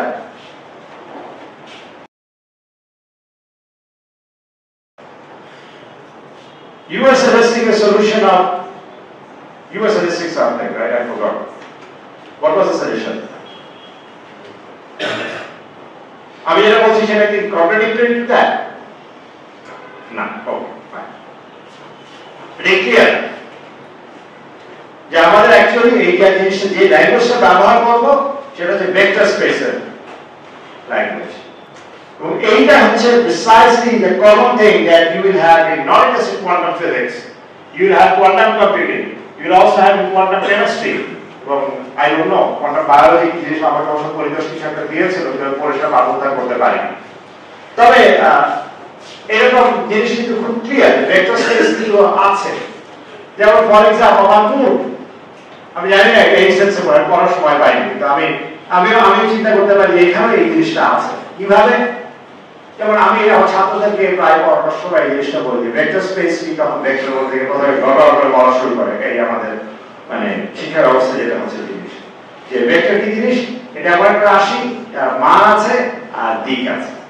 আমি ঠিক আছে ভালো, তুমি কি বিশ্বাস করো যে তুমি যে খাবার খাও তার ভেতর যে মুখে যে স্বাদ পাও সেটা একটা ভেক্টর স্পেস? ওই কেমন বলে দেখো ভেক্টর স্পেসের ডেফিনিশনটাই প্রথমে ভুল। ভেক্টর স্পেস হচ্ছে একটা কালেকশন বা সেট, সেটা এমন যে ওই যে কোনো দুইটাকে কি আমি যদি জোড়া লাগাই ওই যোগফলটা ওই সেটের ভেতর থাকবে, এবং ওটাকে যদি আমি কোনো নাম্বার দিয়ে গুণ করি ওটাও কিন্তু ওই সেটের ভেতর থাকবে। দেখো খেয়াল করে আমি যে ভেক্টর যেগুলো করি ভেক্টর কিন্তু সব কিন্তু এই প্রপার্টি স্যাটিসফাই করে। যদি আমি এরকম একটা ছবি আঁকি একটা ভেক্টরের, এটা একটা ভেক্টর এটা একটা ভেক্টর, এই দুটোতে এই তলের ভেতর আছে তাই না, তাহলে এটা যদি আমি যোগফল নেই সামান্তরিকের সূত্র বা যে সূত্র যা যেটা পছন্দ, যদি এটা এই তলের ভেতর থেকে থাকে মানে যোগফলটা এই তলের ভেতরই আছে তাই না, তাহলে তো ওই কন্ডিশনটা স্যাটিসফাই করবে। বা আমি যদি একটা ভেক্টর দিলাম আর সেটাকে টেনে 10 গুণ নাম্বার করলাম সেটা ওই তলের ভেতরই আছে, তাহলে এটা এই যে আমি যে কন্ডিশন যেটা দিলাম সেটা স্যাটিসফাই করবে তাই না। গুড, তাহলে ঠিক একই ভাবে খাবারের স্বাদের ক্ষেত্রে তাই। আমি যদি যেমন ফর এক্সাম্পল আমার ফেভারিট এক্সাম্পল যে sweet and sour sauce, sweet and sour সসের ভিতরে কি কি দেওয়া থাকতে পারে, আমি লেবু দিতে পারি মধু দিতে পারি, এই তো। এখন যদি এরকম হয় আমি কালকে সকালে লেবু দিতে ভুলে গেলাম পুরোটাই মিষ্টি, যদি হয় মধু দিতে ভুলে গেলাম পুরোটাই লেবু তাহলে সাওয়ার, কিন্তু মাঝখানে আমি অ্যাডজাস্ট করতে পারি, অ্যাডজাস্ট করে করে যদি আমি কখনো সিদ্দিকা কবির হই কখনো অন্য কিছু একটা হয় পিক আপ এনিথিং, প্রত্যেকে নিজের রেসিপি একটা পার্সেন্টেজ করে একটা ভেক্টর ডিফারেন্ট চুজ করে নিয়ে তার নিজে একটা রেসিপি বানিয়ে দেয় তাই না। রঙটা রঙের স্পেস ও ভেক্টর স্পেস, কারণ দুটো রং যদি মিশাই তাহলে আমি আরেকটা রং পাবো, সেটা তো রঙই, রঙের প্রপোর্শন আমি ইচ্ছা মতো চেঞ্জ করতে পারি, এটা একটা ভেক্টর স্পেস। আমার মুডও তাহলে একটু ভেক্টর স্পেস হবে তাই না। কখনো এই যে কি আছে কবি খুশি কবি ঘাম তারপরে হ্যাঁ ঘামতে থাকি কখনো কখনো। আমার মাথায় খুব সমস্যা আছে, কারণ আমি একমাত্র পুরুষ মানুষ এবং আমাদের একটা পুরুষ মাছ আছে ছোট্ট আছে সাইজের, বাকি সব কিনা। তো আমার চয়েস কিছু করে না, কিছু বলে না। ওকে, I hope I have made a point. The vector space is the key. এটা হচ্ছে জাস্ট একটা সেট যাদের ভিতরে যোগ করলে ওই সেটের ভিতর থাকে ঠিক আছে তাহলে let's look at the simplest quantum system simplest quantum system যেটা হতে পারে একটা কয়েন টস একটা কয়েন যদি টস করি তাহলে সেখানে আমার আউটকাম কি হতে পারে এই হেড করতে পারে টেল করতে পারে হেডকে আমি একটা ভেক্টর হিসেবে চিন্তা করব এই আবার বলছি ভেক্টর মানে তার একটা দিক থাকতে হবে এটা কোনো কথা নাই ভেক্টর হচ্ছে জাস্ট অবস্থা কি সেটা যোগ করতে পারতে হবে তাহলে এই প্রথমটাকে এই পার্টটাকে আমি আপ বললাম হেড পরের পার্টটাকে বললাম আমি টেল তাহলে আমি যখন পয়েন্ট টস করছি যখন আমি তাকাচ্ছি না পয়েন্টটা কি অবস্থায় আছে যেটা সমস্যা হচ্ছে ক্লাসিক্যাল ফিজিক্সে আমরা যখন বলি তখন আমরা বলি হচ্ছে যেটা হেড করবে বা টেল করবে কিন্তু সমস্যা হচ্ছে এটা আমি হেড আর টেল কখন বলতে পারছি যখন আমি দেখব দেখার আগে আমি বলতে পারছি যেটা হেড না টেল না ইজ নো কোয়ান্টাম মেকানিক্স এর যেটা মেইন এই হচ্ছে কোয়ান্টাম মেকানিক্স এইটাই হচ্ছে এটা মেইন চাপ এবং এই ঝামেলাটা এখানে সেটা হচ্ছে যতক্ষণ পর্যন্ত আমি না দেখছি ওই অবস্থা যেটাকে আমি সাই বলছি সেটা হবে এই দুটার আরবিট্রারি কম্বিনেশন যে কোনো একটা ভেক্টর কোন দিকে আছে আমি শুধু জানি এইখান দিকে হাতালে ভেক্টরটা এখানে কোথাও আছে আর ভেক্টরটা কোন দিকে এটা হরাইজন্টাল না ভার্টিক্যাল সেটা আমি একমাত্র মাপার পর আমি বলতে পারবো তার আগে আমি কিছু বলতে পারবো ওই একটু আগে বলেছি কোন কক্ষপথে আছে সেটা বলতে পারি বলতে পারবো না এক্স্যাক্টলি একই কি বুঝাতে পেরেছি সমস্যাটা কোথায় এইটা হচ্ছে কোয়ান্টাম মেকানিক্সের মেইন ঝামেলা এখন যে আমরা তো বলছি যে সিস্টেমের ভিতর প্রবাবিলিটি আছে সো প্রবাবিলিটির সাথে এই সাই এর সম্পর্কটা কি এইটা কিন্তু এক্সপেরিমেন্ট করে আসে কারণ এর ব্যাপারটা হচ্ছে ইন্টারপ্রিটেশন এবং এই ইন্টারপ্রিটেশন প্রথমে দিয়েছিল হচ্ছে ম্যাক্স বর্ন এবং এটা এখন যদি চিন্তা করি তখন এখন আমার কাছে খুব আশ্চর্য লাগে না এটা কারণটা কি let's go back and look at this photograph again আমি যদি এই পয়েন্টের দিকে তাকাই এইখানে ফটোনের ইন্টেন্সিটি কত ফটোনের ইন্টেন্সিটি কত এখানে কালো কোনো কিছু নাই ফটোনের প্রাবল্য কত 0 রাইট আর যেখানে ফটোনের লাইট বেশি সেখানে ফটোনের প্রাবল্য বেশি তার মানে এটা যদি আমি ফটোনের ল্যাঙ্গুয়েজে বলি এটা তখন লাইটের প্রবলেম হবে লাইটের ইন্টেন্সিটি কম লাইটের ইন্টেন্সিটি বেশি তাহলে এইখানে ফোটন পাওয়ার চান্স কত ফোটন পয়েন্টের মতো তাহলে এখানে ফোটন পাওয়ার সম্ভাবনা কোথায় বেশি ব্রাইট জায়গায় ফোটন পাওয়ার প্রবাবিলিটি কোথায় কম ডার্ক জায়গায় ঠিক আছে তাহলে আমি ইন্টেন্সিটি কিভাবে বের করি একটা ওয়েভের সেটা হচ্ছে ওয়েভের যে অ্যামপ্লিটিউড যেটা থাকে সেটাকে স্কয়ার করি অ্যামপ্লিটিউডটাকে স্কয়ার করি ঠিক আছে ইয়েস নো কারণ ইন্টেন্সিটি কিন্তু এনার্জি আমরা কখনো নেগেটিভ ধরি না স্কয়ার কি কখনো নেগেটিভ হয় যদি রিয়েল নাম্বার হয়ে থাকে আনসার ইজ নো এইজন্য আমরা স্কয়ার দিয়ে ইন্টেন্সিটিটাকে বাইরে এইভাবে চিন্তা করা যেতে পারে যদি আমি একটা অবজেক্টকে দুলাই তাহলে তার কাইনেটিক এনার্জি হচ্ছে হাফ এম ভি স্কয়ার আর তার পোটেনশিয়াল এনার্জি হবে হাফ কে এ স্কয়ার ঠিক আছে এই অ্যামপ্লিটিউড যেটা আছে বিস্তারের স্কয়ার জাস্ট স্প্রিং এর যে তাহলে এখন যদি যখন সিস্টেমের আমি ম্যাক্সিমাম এক্সটেনশনে থাকি তখন কিন্তু তোর কোনো কাইনেটিক এনার্জি থাকে কারণ সেটা হচ্ছে না তাহলে শুধুমাত্র তার যদি পোটেনশিয়াল এনার্জি ক্যালকুলেট করি সেটাই হবে টোটাল এনার্জি 1/2 k স্কয়ার তাহলে অ্যামপ্লিটিউড সেটা হচ্ছে a আর এনার্জি হচ্ছে a স্কয়ার সাথে একটা কনস্ট্যান্ট তো এইভাবে যদি আমি একটা ওয়েভ চিন্তা করি ওয়েভের বিস্তার ওয়েভের এনার্জি ডেনসিটি তাহলে ঠিক এক্স্যাক্টলি এই একই মেথডে কাজ করবে this will be a square ঠিক আছে this was the main idea তো এখন আমার কাছে মনে হচ্ছে যে এই জিনিসটা ম্যাক্স বর্ন যখন তিনি লিখেছিলেন তখন ইট ওয়াজ নট সারপ্রাইজিং ওই সময় এটা সারপ্রাইজিং ছিল কিন্তু এখন হাইন্ডসাইট আমরা যেহেতু এখন উত্তরটা জানলে তখন আর খুব একটা কঠিন কিছু মনে হয় না কিন্তু যখন কোনো কিছু থাকে না সামনে তখন কিন্তু আমাকে ডিস্টিংগুইশ করা কিন্তু খুব কষ্ট হয় বাই দ্য ওয়ে ম্যাক্স বর্নের কিন্তু যারা এখানে সঙ্গীতজ্ঞ আছে তারা কিন্তু ম্যাক্স বর্নের কিন্তু আরেকটা ফেমাস কি বলে তার বংশধর আছে non-physicist. জানো? তোমার আমার you are too young. Oliver Newton-John ইয়ের সাথে জন ট্রাভোল্টার সাথে মুভি করেছিল গ্রিস স্যাটারডে নাইট ফিভার তিনি ম্যাক্স বর্নের নাতি তারপরে যেমন এরকম আছে অনেক ফিজিসিস্টের ছেলে মেয়ে আছে যারা খুব ফেমাস যেমন Irene Jacob is daughter of Maurice Jacob যে সার্ভে ডিরেক্টর ছিল ওকে সো এটা হচ্ছে যে সাই যে জিনিসটা আছে এই ভেক্টরকে যে নিজের সাথে নিজের ডট প্রোডাক্ট দিলে আমরা ভেক্টর লেন্থ স্কয়ার পাই এটা আমাদের জানা আছে তাহলে এইটাকে যদি আমি ডট প্রোডাক্ট নিজের সাথে নেই তাহলে এই কোয়ান্টিটিটাই হবে গিয়ে আমার প্রবাবিলিটি স্কয়ার যেহেতু নিজের সাথে নিজের ডট প্রোডাক্ট একটা স্কয়ার আসে স্কয়ার কখনো নেগেটিভ হয় না প্রবাবিলিটি কিন্তু কখনো নেগেটিভ হয় না আমরা কখনো বলি না যে প্রবাবিলিটি একটা নেগেটিভ কোয়ান্টিটি এরপরই পাওয়ার প্রবাবিলিটি কম it cannot be a negative quantity এটা প্রবাবিলিটি অ্যাক্সিলোরেট করে দেওয়া হয় সো তাহলে এই সিস্টেমের জন্য এটা হবে alpha square plus beta square এখন কোয়ান্টাম মেকানিক্সের সমস্যা কিন্তু মেইন কোয়ান্টাম মেকানিক্সের মেইন কিন্তু এইটাই আর কিছু না এই আইডিয়াটাই কিন্তু কোয়ান্টাম কম্পিউটিংয়ে ইউজ করা হয় ঠিক আছে আর যখন আমরা মনে করি এখানে কি ট্রিপল কেউ আছো সিগনাস পড়েছো হ্যাঁ চলতেছে তাহলে সিকোয়েন্সের ভেক্টর পাওয়াটা এক্স্যাক্টলি একই জিনিস কোনো পার্থক্য নাই আমার ডিপার্টমেন্টে সিকোয়েন্স পাওয়া না কিন্তু থাকায় পাওয়াতে পারতাম কোনো সমস্যা হতো না যেমন আমি পার্ট টাইম যখন প্রাইভেট ইউনিভার্সিটি পড়িয়েছি আমাকে বেশিরভাগ সময় হাতে ধরিয়ে দেওয়া একটা সিকোয়েন্স পড়া কারণ জাস্ট টিচিং কোয়ান্টাম মেকানিক্স কোনো পার্থক্য নেই শুধু ডিফারেন্স হচ্ছে কোথায় ওই যে আমি এই যে সিস্টেমের এভলিউশন ইকুয়েশন যেটা আমি বললাম কোথায় গেল এই ইকুয়েশন এইটার analogue in case of systems is different এছাড়া ফ্রেমওয়ার্ক যেটা হুবহু এক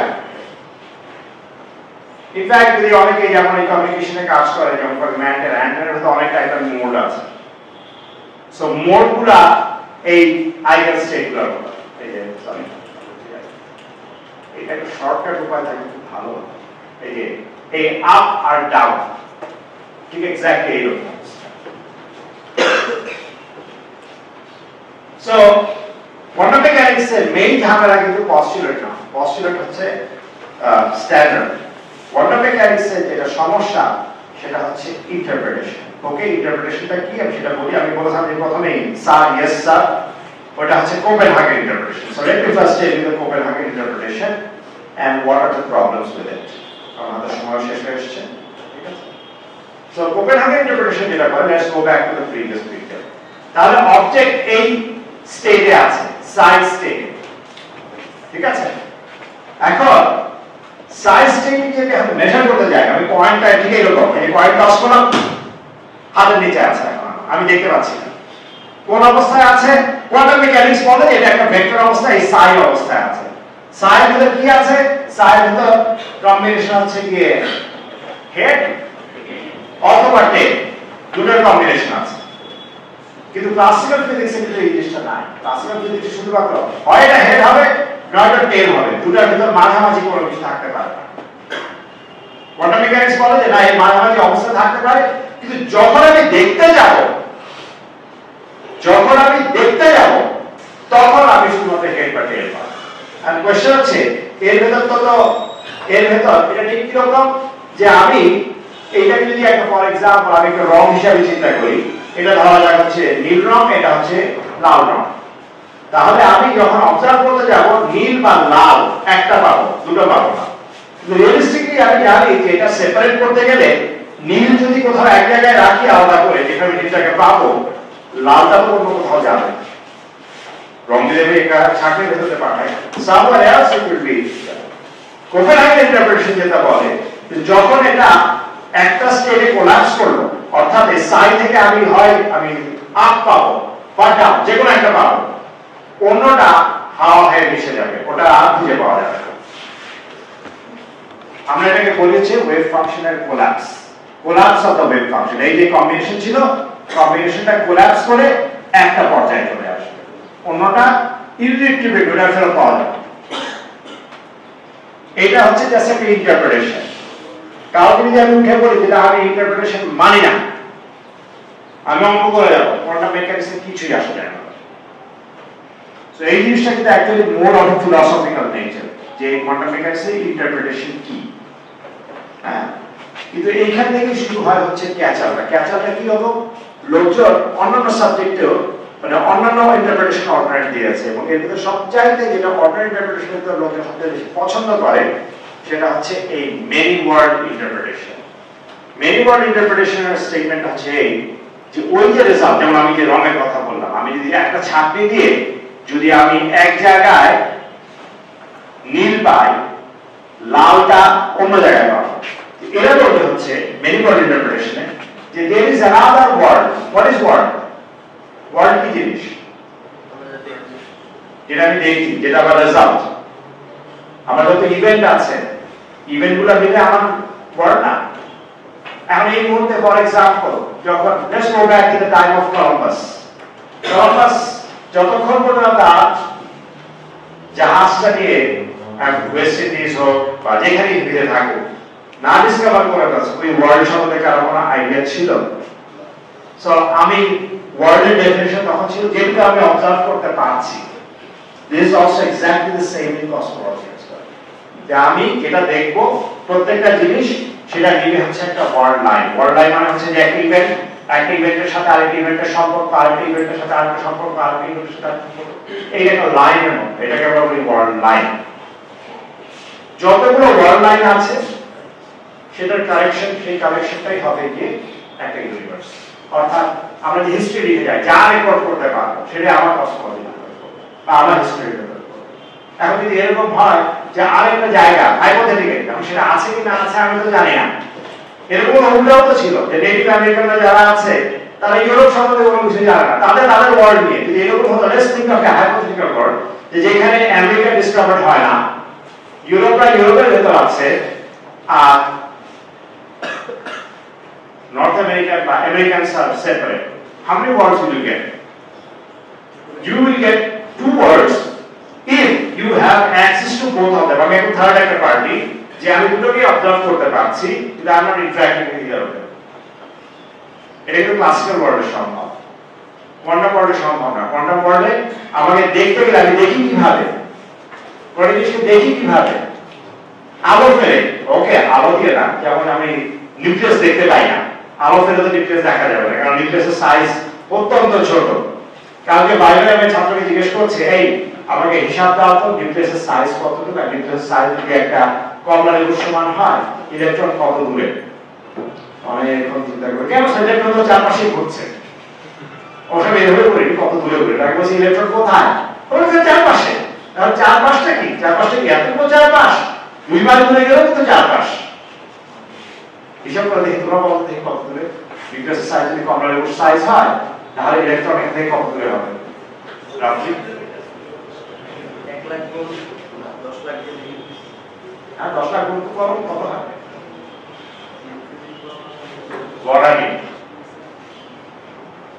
নিউক্লিয়াস এখান থেকে নিউক্লিয়াস থেকে ইলেকট্রন যদি নিউক্লিয়াস সাইজ হয়, ইলেকট্রন এখান থেকে বড়ানি। তাহলে চিন্তা করো, লোকে বলে যে আমি নিউক্লিয়াসকে হিট করবো একটা বিম দিয়ে, চেষ্টা করে দেখো তো বিম ওই বড়ানি থেকে তুমি বম মারতে থাকবে, এটাকে আটকে লাগানো গ্রেনেড মারো, বড়ানি থেকে এখানে লাগাতে হবে। You understand? This is the problem.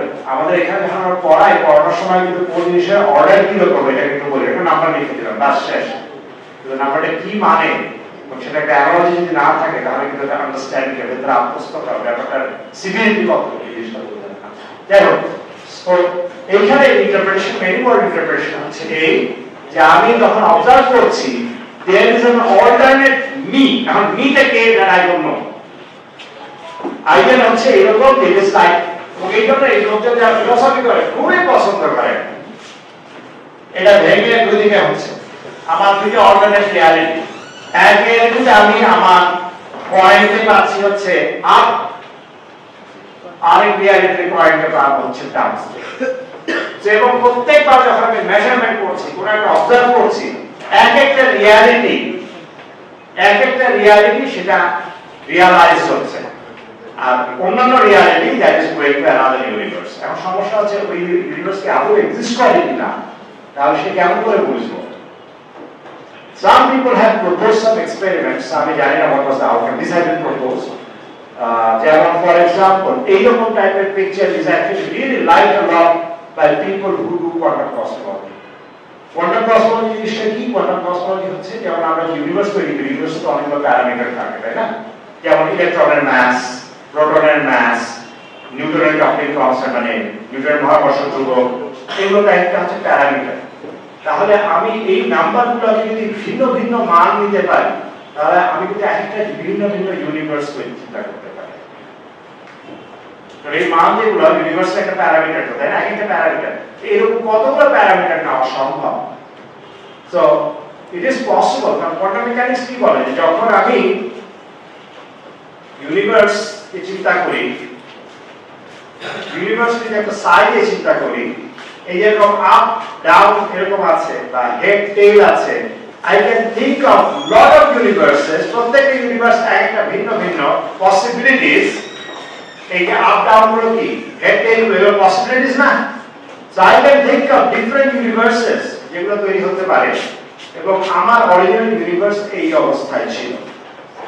এখন it's just that we are in one universe, আমরা একটা পসিবল ইউনিভার্সের ভেতর আছি। There could be alternate universes, many world interpretation। কিন্তু সমস্যা হচ্ছে তুমি কিভাবে টেস্ট করবা, ওই ইউনিভার্সের সাথে আমার তো কোনো যোগাযোগ নাই। সো এটা অনেক সময় এই শর্ডিঞ্জারের ক্যাট প্যারাডক্স কি আমরা অনেক সময় বলি। শর্ডিঞ্জারের ক্যাট প্যারাডক্সে কি হয়, ক্যাট একটা বক্সের ভেতর থাকে, সেই বক্সের ভেতরে একটা রেডিও অ্যাক্টিভ ডিকে একটা সুইচের মতো থাকে। সো অ্যাটম যদি ডিকে করে, নিউক্লিয়াস যদি ডিকে করে, সেটা একটা গাইডের পুরো কাউন্টার এর পুরো ডিটেক্টরের ভেতর যায়। ডিটেক্টরের ভেতরে গেলে ডিটেক্টরটা যখন একটা পালস দেয়, তখন ভেতরে একটা সাইনাইড পিল আছে। আমি ভাবলাম আই ডোন্ট নো হোয়াই শর্ডিঞ্জার এত কমপ্লিকেটেড একটা বিড়াল মারার জন্য একটা মেথড তৈরি করেছেন। আমার মনে হয় he wanted to appear more human. আমাদের বাংলাদেশে যদি কেউ হতো তাহলে বলতো এত কেউ আর আছে না, লাঠিতে মাথায় বাড়ি দিতে পারে। অবশ্যই একটা কারণ আছে, কারণ লাঠি দিয়ে বাড়ি দেওয়ার পর কাছে ওটা প্রাইভেসি হতো না, কারণ বাংলাদেশে দিয়ে কি মাথায় বাড়ি দিতে চায়, দেয়ার ইজ নো প্রবাবিলিটি দেয়ার। ঠিক আছে, এই জন্য রেডিও অ্যাক্টিভ একটা সিস্টেম দিয়ে। সো অ্যাটমের এই ভিতরে এই যে এখানে ছোট চোখে ভালো দেখা যাচ্ছে না, আমার ধারণা ছিল এটা আরেকটু বড় করা যাবে। এই যে এখানে আছে গ্যাজেটটা, তো you can have a situation in a world, এই যে বলছে যে ব্রাঞ্চিং দেখাচ্ছে, এইরকম ব্রাঞ্চ করে এমন একটা ইউনিভার্স হতে পারে যেখানে বেড়ালটা বেঁচে আছে, আর আরেকটা ইউনিভার্সে বেড়ালটা মরে গেছে। আমি মাঝে এই জিনিসটা চিন্তা করি, এটা একটা খুব ইন্টারেস্টিং একটা, জানি এটা কারো জানা আছে কিনা, একটা মুভিও হয়েছে। There is a alternate reality historical novel, এটা রবার্ট হ্যারিসন লেখা, নভেলটার নাম ফাদারল্যান্ড। এটা হয় যে এরকম, যদি এরকম যে দ্বিতীয় বিশ্বযুদ্ধে হ্যাঁ জার্মানরা হারতো না, আমরা যদি জিততো তাহলে কি হতো? তাহলে এরকম হতো যে যেমন এই যে যেটা হলোকস্ট হয়েছে, ইহুদি নিধন, এই জিনিসটা কেউ জানতো না, কারণ এটা ইনফ্যাক্ট নাজি পার্টিকে তো সবাই জানতো তার ভেতরে, তো তারা এটাকে চাপা দিয়ে রাখতো, এবং তখন পুরো ইউরোপ কিন্তু জার্মান দখল করে রাখতো।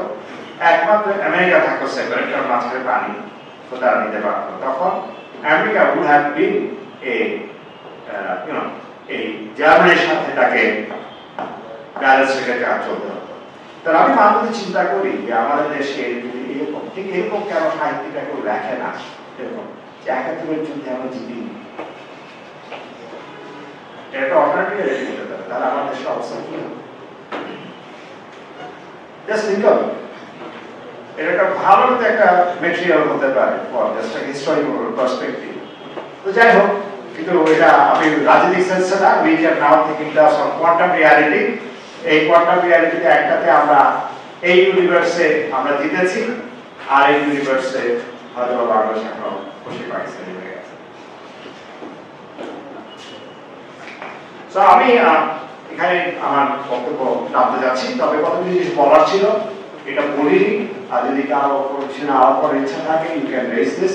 নামগুলো বলছি হিডেন ভ্যারিয়েবলস। হিডেন ভ্যারিয়েবলস কি? আমরা এই যে প্রবাবিলিস্টিক, আইনস্টাইন মনে করতেন যে, আইনস্টাইন পছন্দ করতেন না, তিনি ল্যাপ্লাসের ডিটারমিনিজমে বিশ্বাসী। এটা কারণটা অস্বাভাবিক না, কারণ আমি সবার আগে কিন্তু প্রমাণ বলেছি যে সবচাইতে ভালো ক্লাসিক্যাল থিওরি কোনটা? জেনারেল রিলেটিভিটি প্রণেতাকে আইনস্টাইন। সো এটা অস্বাভাবিক না, তার কাছে তিনি এমন একটা থিওরির সাপোর্টে কথা বলবেন যেটা তার ডিটারমিনিজমের এগেইনস্টে যায়। So therefore this is not unlikely যে আইনস্টাইন এই স্ট্যাটিস্টিক্যাল ইন্টারপ্রিটেশন পছন্দ করতেন না। এই জন্য উনি বলতেন স্ট্যাটিস্টিক্স যেমন ফর এক্সাম্পল আমরা গ্যাসের ক্ষেত্রে করি, থার্মোডাইনামিক্সের ক্ষেত্রে করি, কারণ ওখানে যেটা হয় যে এত ভ্যারিয়েবল, ওখানে হয় অনেক variable 10 to the power 23 molecule, সেটা আমি হিসাব করে রাখতে পারবো। এরকম কোনো আমার কোনো স্টোরেজ ক্যাপাসিটি নাই যে প্রত্যেকটা মলিকিউলের ভেলোসিটি আমি রাখতে পারবো।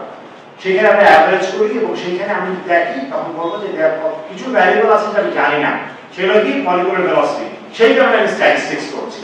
তো তিনি যেটা বলতেন যে এই থিওরির ভিতর নিশ্চয়ই কোনো ভ্যারিয়েবল আছে যে ভ্যারিয়েবল আমরা জানি না, সেই ভ্যারিয়েবল যদি জানতাম তাহলে এখানে প্রবাবিলিটির কোনো স্থান নাই। তবে এই আইডিয়াটা was killed by John Stuart Bell। বেলের একটা ইনইকুয়ালিটি আছে, এই ইনইকুয়ালিটি বহুবার এক্সপেরিমেন্ট করে 70s এর পর থেকে লোকজন দেখেছে এই ইনইকুয়ালিটিটা ভায়োলেটেড হয়। ভায়োলেট হলে কোয়ান্টাম মেকানিক্স ঠিক, আর যদি ভায়োলেটেড না হয় তাহলে কোয়ান্টাম মেকানিক্স রং। সো আইনস্টাইন যে হিডেন ভ্যারিয়েবল যেটা বলেছেন, experiment has actually ruled out. কিন্তু তিনি ওটাকে বাঁচানোর জন্য আরো কিছু জিনিস তৈরি করেছেন। এটা ওই ইপিআর প্যারাডক্স আছে। ইপিআর প্যারাডক্স যেটা হয় যে আমরা মেজারমেন্ট করলে অ্যাকোয়াল প্রপাগেশন অফ মেজারমেন্ট, সেটা হয় কিরকম যে ধরা যাক একটা আমি যদি একটা পার্টিকেল নেই, যেটা ভেঙে দুটো নতুন পার্টিকেল তৈরি হয়, একটা এদিকে গেল আরেকটা ওইদিকে গেল। এখন কোনটার রেজাল্ট কি, কোনটার স্পিন কি বা কোনটার মোমেন্টাম কি আমি জানি না। এখন যদি একটা মেজারমেন্ট করি তখন আমি কিন্তু অন্যটারও measurement করে ফেলছি। How is this possible? Well, how is this possible? That is a separate question. এই জিনিসটা অনেকে আইনস্টাইন আর বোরের মাঝখানে একটা বিশাল একটা বিতর্ক ছিল। আইনস্টাইন বলতেন God cannot শুনে থাকতে পারে, God cannot play dice with nature, কারণ তিনি সবসময় ডিটারমিনিজমে বিশ্বাসী ছিলেন যে whatever is done, it is done with a purpose. Cause থাকবে তার এফেক্ট থাকবে, মানে একটা প্রেডিক্টিবিলিটি থাকবে। তখন বোরের উত্তর ছিল stop telling God what to do. God যেটা ডিসাইড করে, God যদি মনে করে থাকেন যে তিনি পাশা খেলবেন, তিনি ডাইস করে সবকিছু ঠিক করবেন, so that is gods wish. আমরা কিভাবে সেটা করি? এক্সপেরিমেন্ট দিয়ে। এবং এক্সপেরিমেন্ট করে দেখা যাচ্ছে প্রত্যেকবারই Einstein is actually wrong. This is wire the problem lies. তো এটাকে ঠিক করার জন্য যেমন বোম একটা থিওরি দিয়েছিলেন, পাইলট ওয়েভ থিওরি, এখন দেখি নেটে দেখি অনেকে এটা হুহা করে এটা সাপোর্টে কথাবার্তা বলছে, কিন্তু আনফরচুনেটলি যেগুলো এক্সপেরিমেন্ট করা আছে হাইড্রোডাইনামিক্সের ক্ষেত্রে। Hydrodynamics is really a classical system. এখানে কোনো কোয়ান্টাম ফেনোমেনা ডিসকভার করার কোনো স্কোপ নাই। তো যাই হোক, আমি সরি যে এখানে আসলে অনেক কিছু বলার ছিল, 1.5 ঘন্টায় এত ডিপে যাওয়া যায় না। আমি হয়তো বা বেশিরভাগ ক্ষেত্রে have failed your expectations. So if আর যদি কখনো ভবিষ্যতে সুযোগ হয় দেন আমরা এখান থেকে আস্তে আস্তে পিক আপ করব। এখানে প্রথম লাইনটাই হবে এইটা, এই লাইনটা হবে, এটা না দিয়ে শুরু করলে আমি বাকিগুলো এক্সপ্লেইন করতে পারবো না। পরের আমাদের ভিডিও থাকবে, সো এরপরে যদি কেউ মিস করে সেটা। Oh, I see. Thank you. ঠিক আছে। Thank you very much for being patient with us.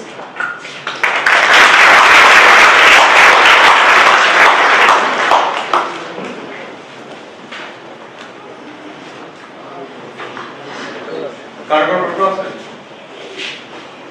লেকচারের বাইরে তো লেকচারের ভিতরে কি প্রশ্ন থাকবে না? আমার কিছু আসে যায় না, শুধু রাজনৈতিক প্রশ্ন না করলেই হবে। এনিওয়ান? আচ্ছা আমার একটু কোশ্চেন ছিল ইন্টিগ্রেট স্যার, দুইটা পার্টিকেলকে কিভাবে ইন্টিগ্রেট করা? এটাকে করা যায়। জি স্যার, মানে দুইটা পার্টিকেলকে কিভাবে ইন্টিগ্রেট করা? তাই যেটা বললাম যে একটা পার্টিকেল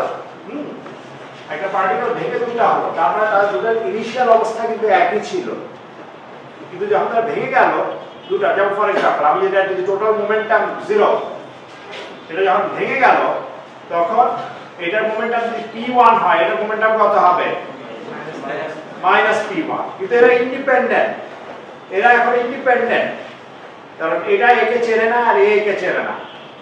তাহলে আমি সেক্ষেত্রে কি করব? আমি যখন প্রত্যেকটা জন্য ভেক্টর চুজ করব, ভেক্টরটা অবস্থা, এই ভেক্টরটাকে আমি ভেঙে লিখব, যেমন আমি জানি না প্রবাবিলিটি পড়া আছে কিনা।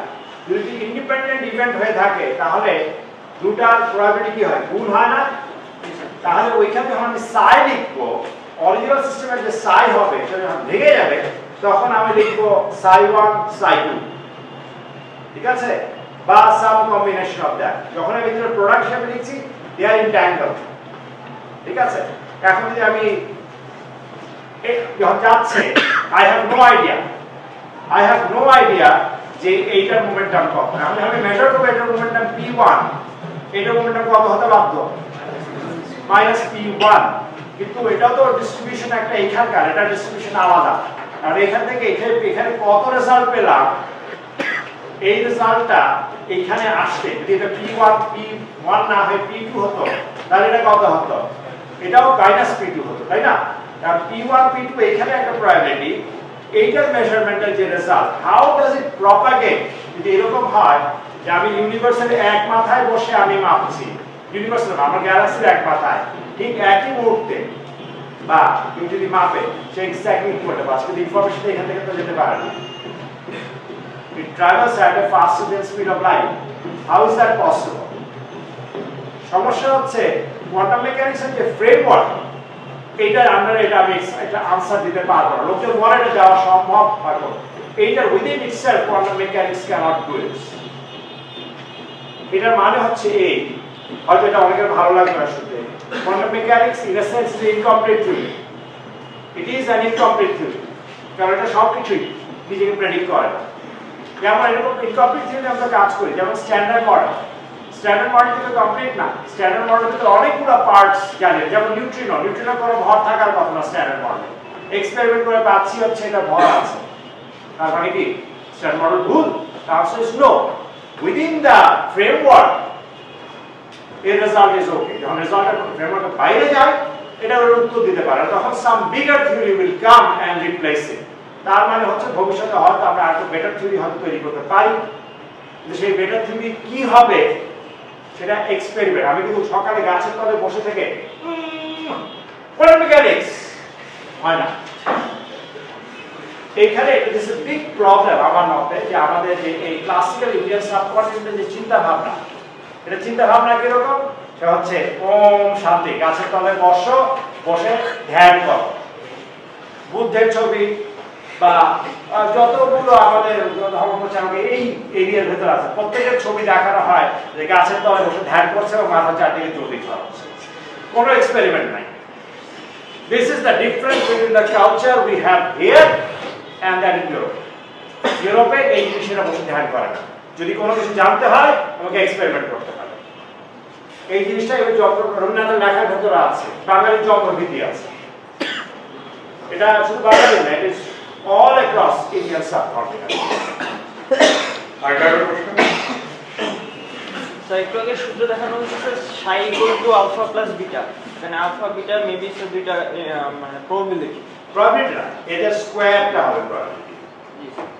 স্যার এটা শুধুমাত্র স্যার যখন একটা কম্পোনেন্ট স্যার ধরা হবে, যেমন স্যার একটা ডাইস যদি ইয়ে করা হয় তার স্যার 6টা কম্পোনেন্ট থাকে, ওটা 6টা ফেজ থাকে, 1 2 3 4 5। স্যার কোনো কিছু যদি স্যার probability মানে probability সংখ্যা অনেক বেশি থাকে স্যার, সেক্ষেত্রে স্যার psi কে ওই নির্ণয় করা ওটা ইন্টিগ্রেট করে লিখো। যেমন ধরো মনে করো এই অবজেক্টটা আছে, এটা পজিশন কোথায়, পজিশন এখান থেকে এইখানে ধরে নাও, তাহলে এখানে কতগুলো পসিবিলিটিস আছে, 1 2 3 4 5 6 কতগুলো পয়েন্ট আছে মাঝখানে,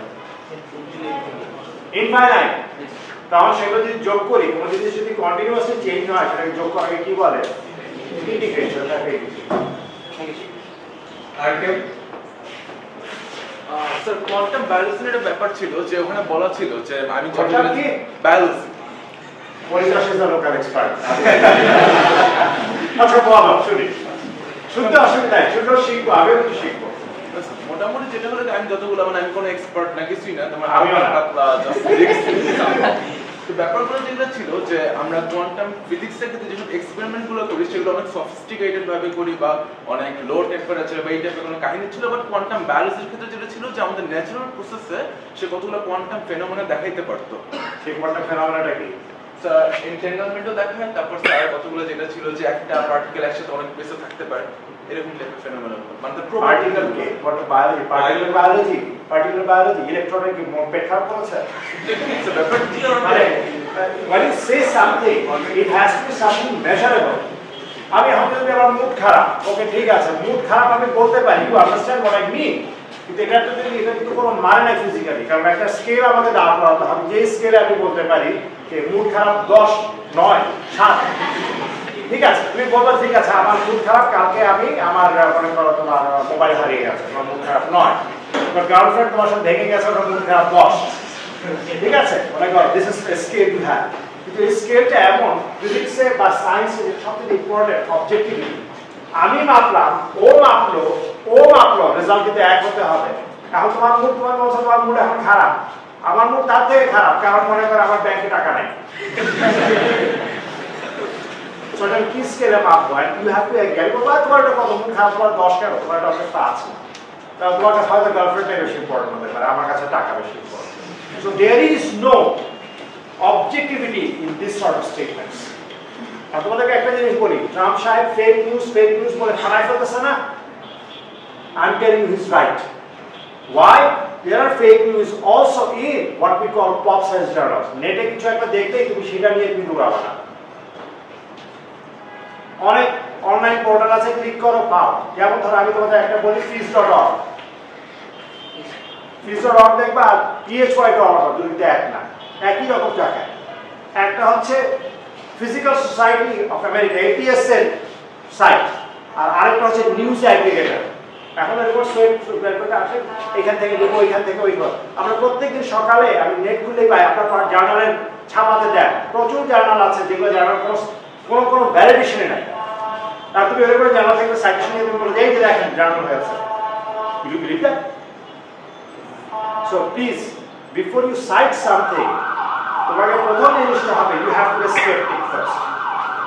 যে জিনিসটা বললেই চিলে কান নিয়ে গেল, তুমি পেছনে ফিরে পেছনে দৌড়াবে, ফার্স্ট অফ চেক, ঠিক আছে? সো আই ডোন্ট নো, তুমি যে আর্টিকেল দিয়েছো যেটা ওয়াজ সাবস্ট্যানশিয়াল, কিন্তু ও যেটা বলছে আমি এটা শুনে আই এম জাস্ট ডাক। আর্টিকেল আচ্ছা, আমরা দুইটা ভেবে শুরু করব, অসুবিধা নাই, আমাকে কি ওই ওখানে প্রশ্ন করতে হবে, এখন প্রশ্ন আমাকে করুন। স্যার আমাকে কয়েন টসের এক্সপেরিমেন্টের কথা বলবেন। কিসের এক্সপেরিমেন্ট? Coin toss. আচ্ছা, কয়েন টস এটা ক্লাসিক্যাল এক্সপেরিমেন্ট, আপনি কথা বলুন। ক্লাসিক্যাল এক্সপেরিমেন্ট প্রথম বলা হচ্ছে যে কয়েন টসটা যদি আমরা মানে ক্লাসিক্যাল ভাবে চিন্তা করি তাহলে ওটা আমরা একটা সাইড একটা হয় হেড না হয় টেল, রাইট?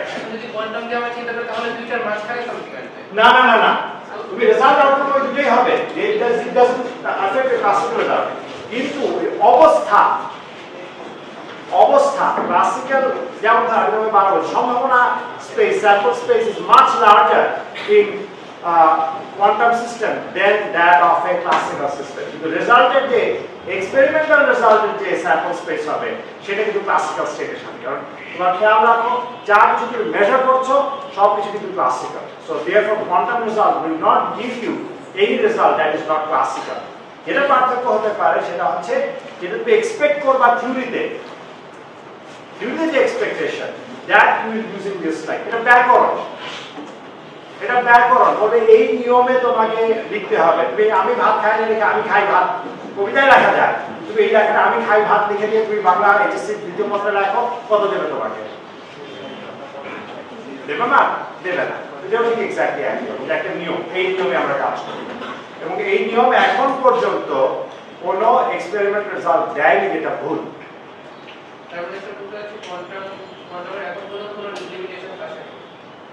Limitation আছে ইন্টারপ্রিটেশন, কিন্তু theory itself within its framework there is no error.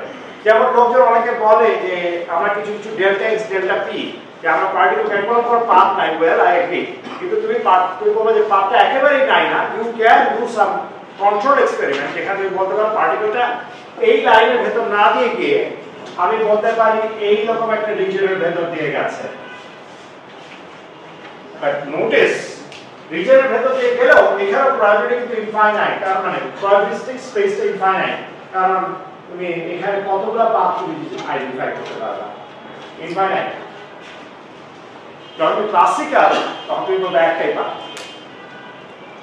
So লোকদের অনেকে বলে যে আমরা দেখো তুমি যে নিউজ অ্যাগ্রিগেটর আসলে যে ভায়োলেশন অফ কোয়ান্টাম মেকানিক্স হয়েছে যে পাথ ইয়া করে, answer is wrong, in the sense যে তুমি লোকালাইজ করতে পারো, there is no stopping you, কিন্তু হাইজেনবার্গের যে আনসার্টেড প্রিন্সিপল এখানে অবশ্য px যে অবজেক্টের পজিশন মাপবো তার জন্য করসপন্ডিং মোমেন্টাম একই টাইমে ভিন্ন সময় না কিন্তু এই দুটোর প্রোডাক্ট h/2 এর থেকে সমান বা তার থেকে বড় হবে, এর নিচে না। এমন কোন এক্সপেরিমেন্ট পাইনি, এটা একদম রিগোরাস ম্যাথমেটিক্যাল প্রুফ আছে, এমন কোন এক্সপেরিমেন্ট আমরা পাইনি যেখানে এই রেজাল্টটা ভায়োলেট হয়েছে, ইভেন এই লোকালাইজ এক্সপেরিমেন্ট। আচ্ছা, ধন্যবাদ সবাইকে।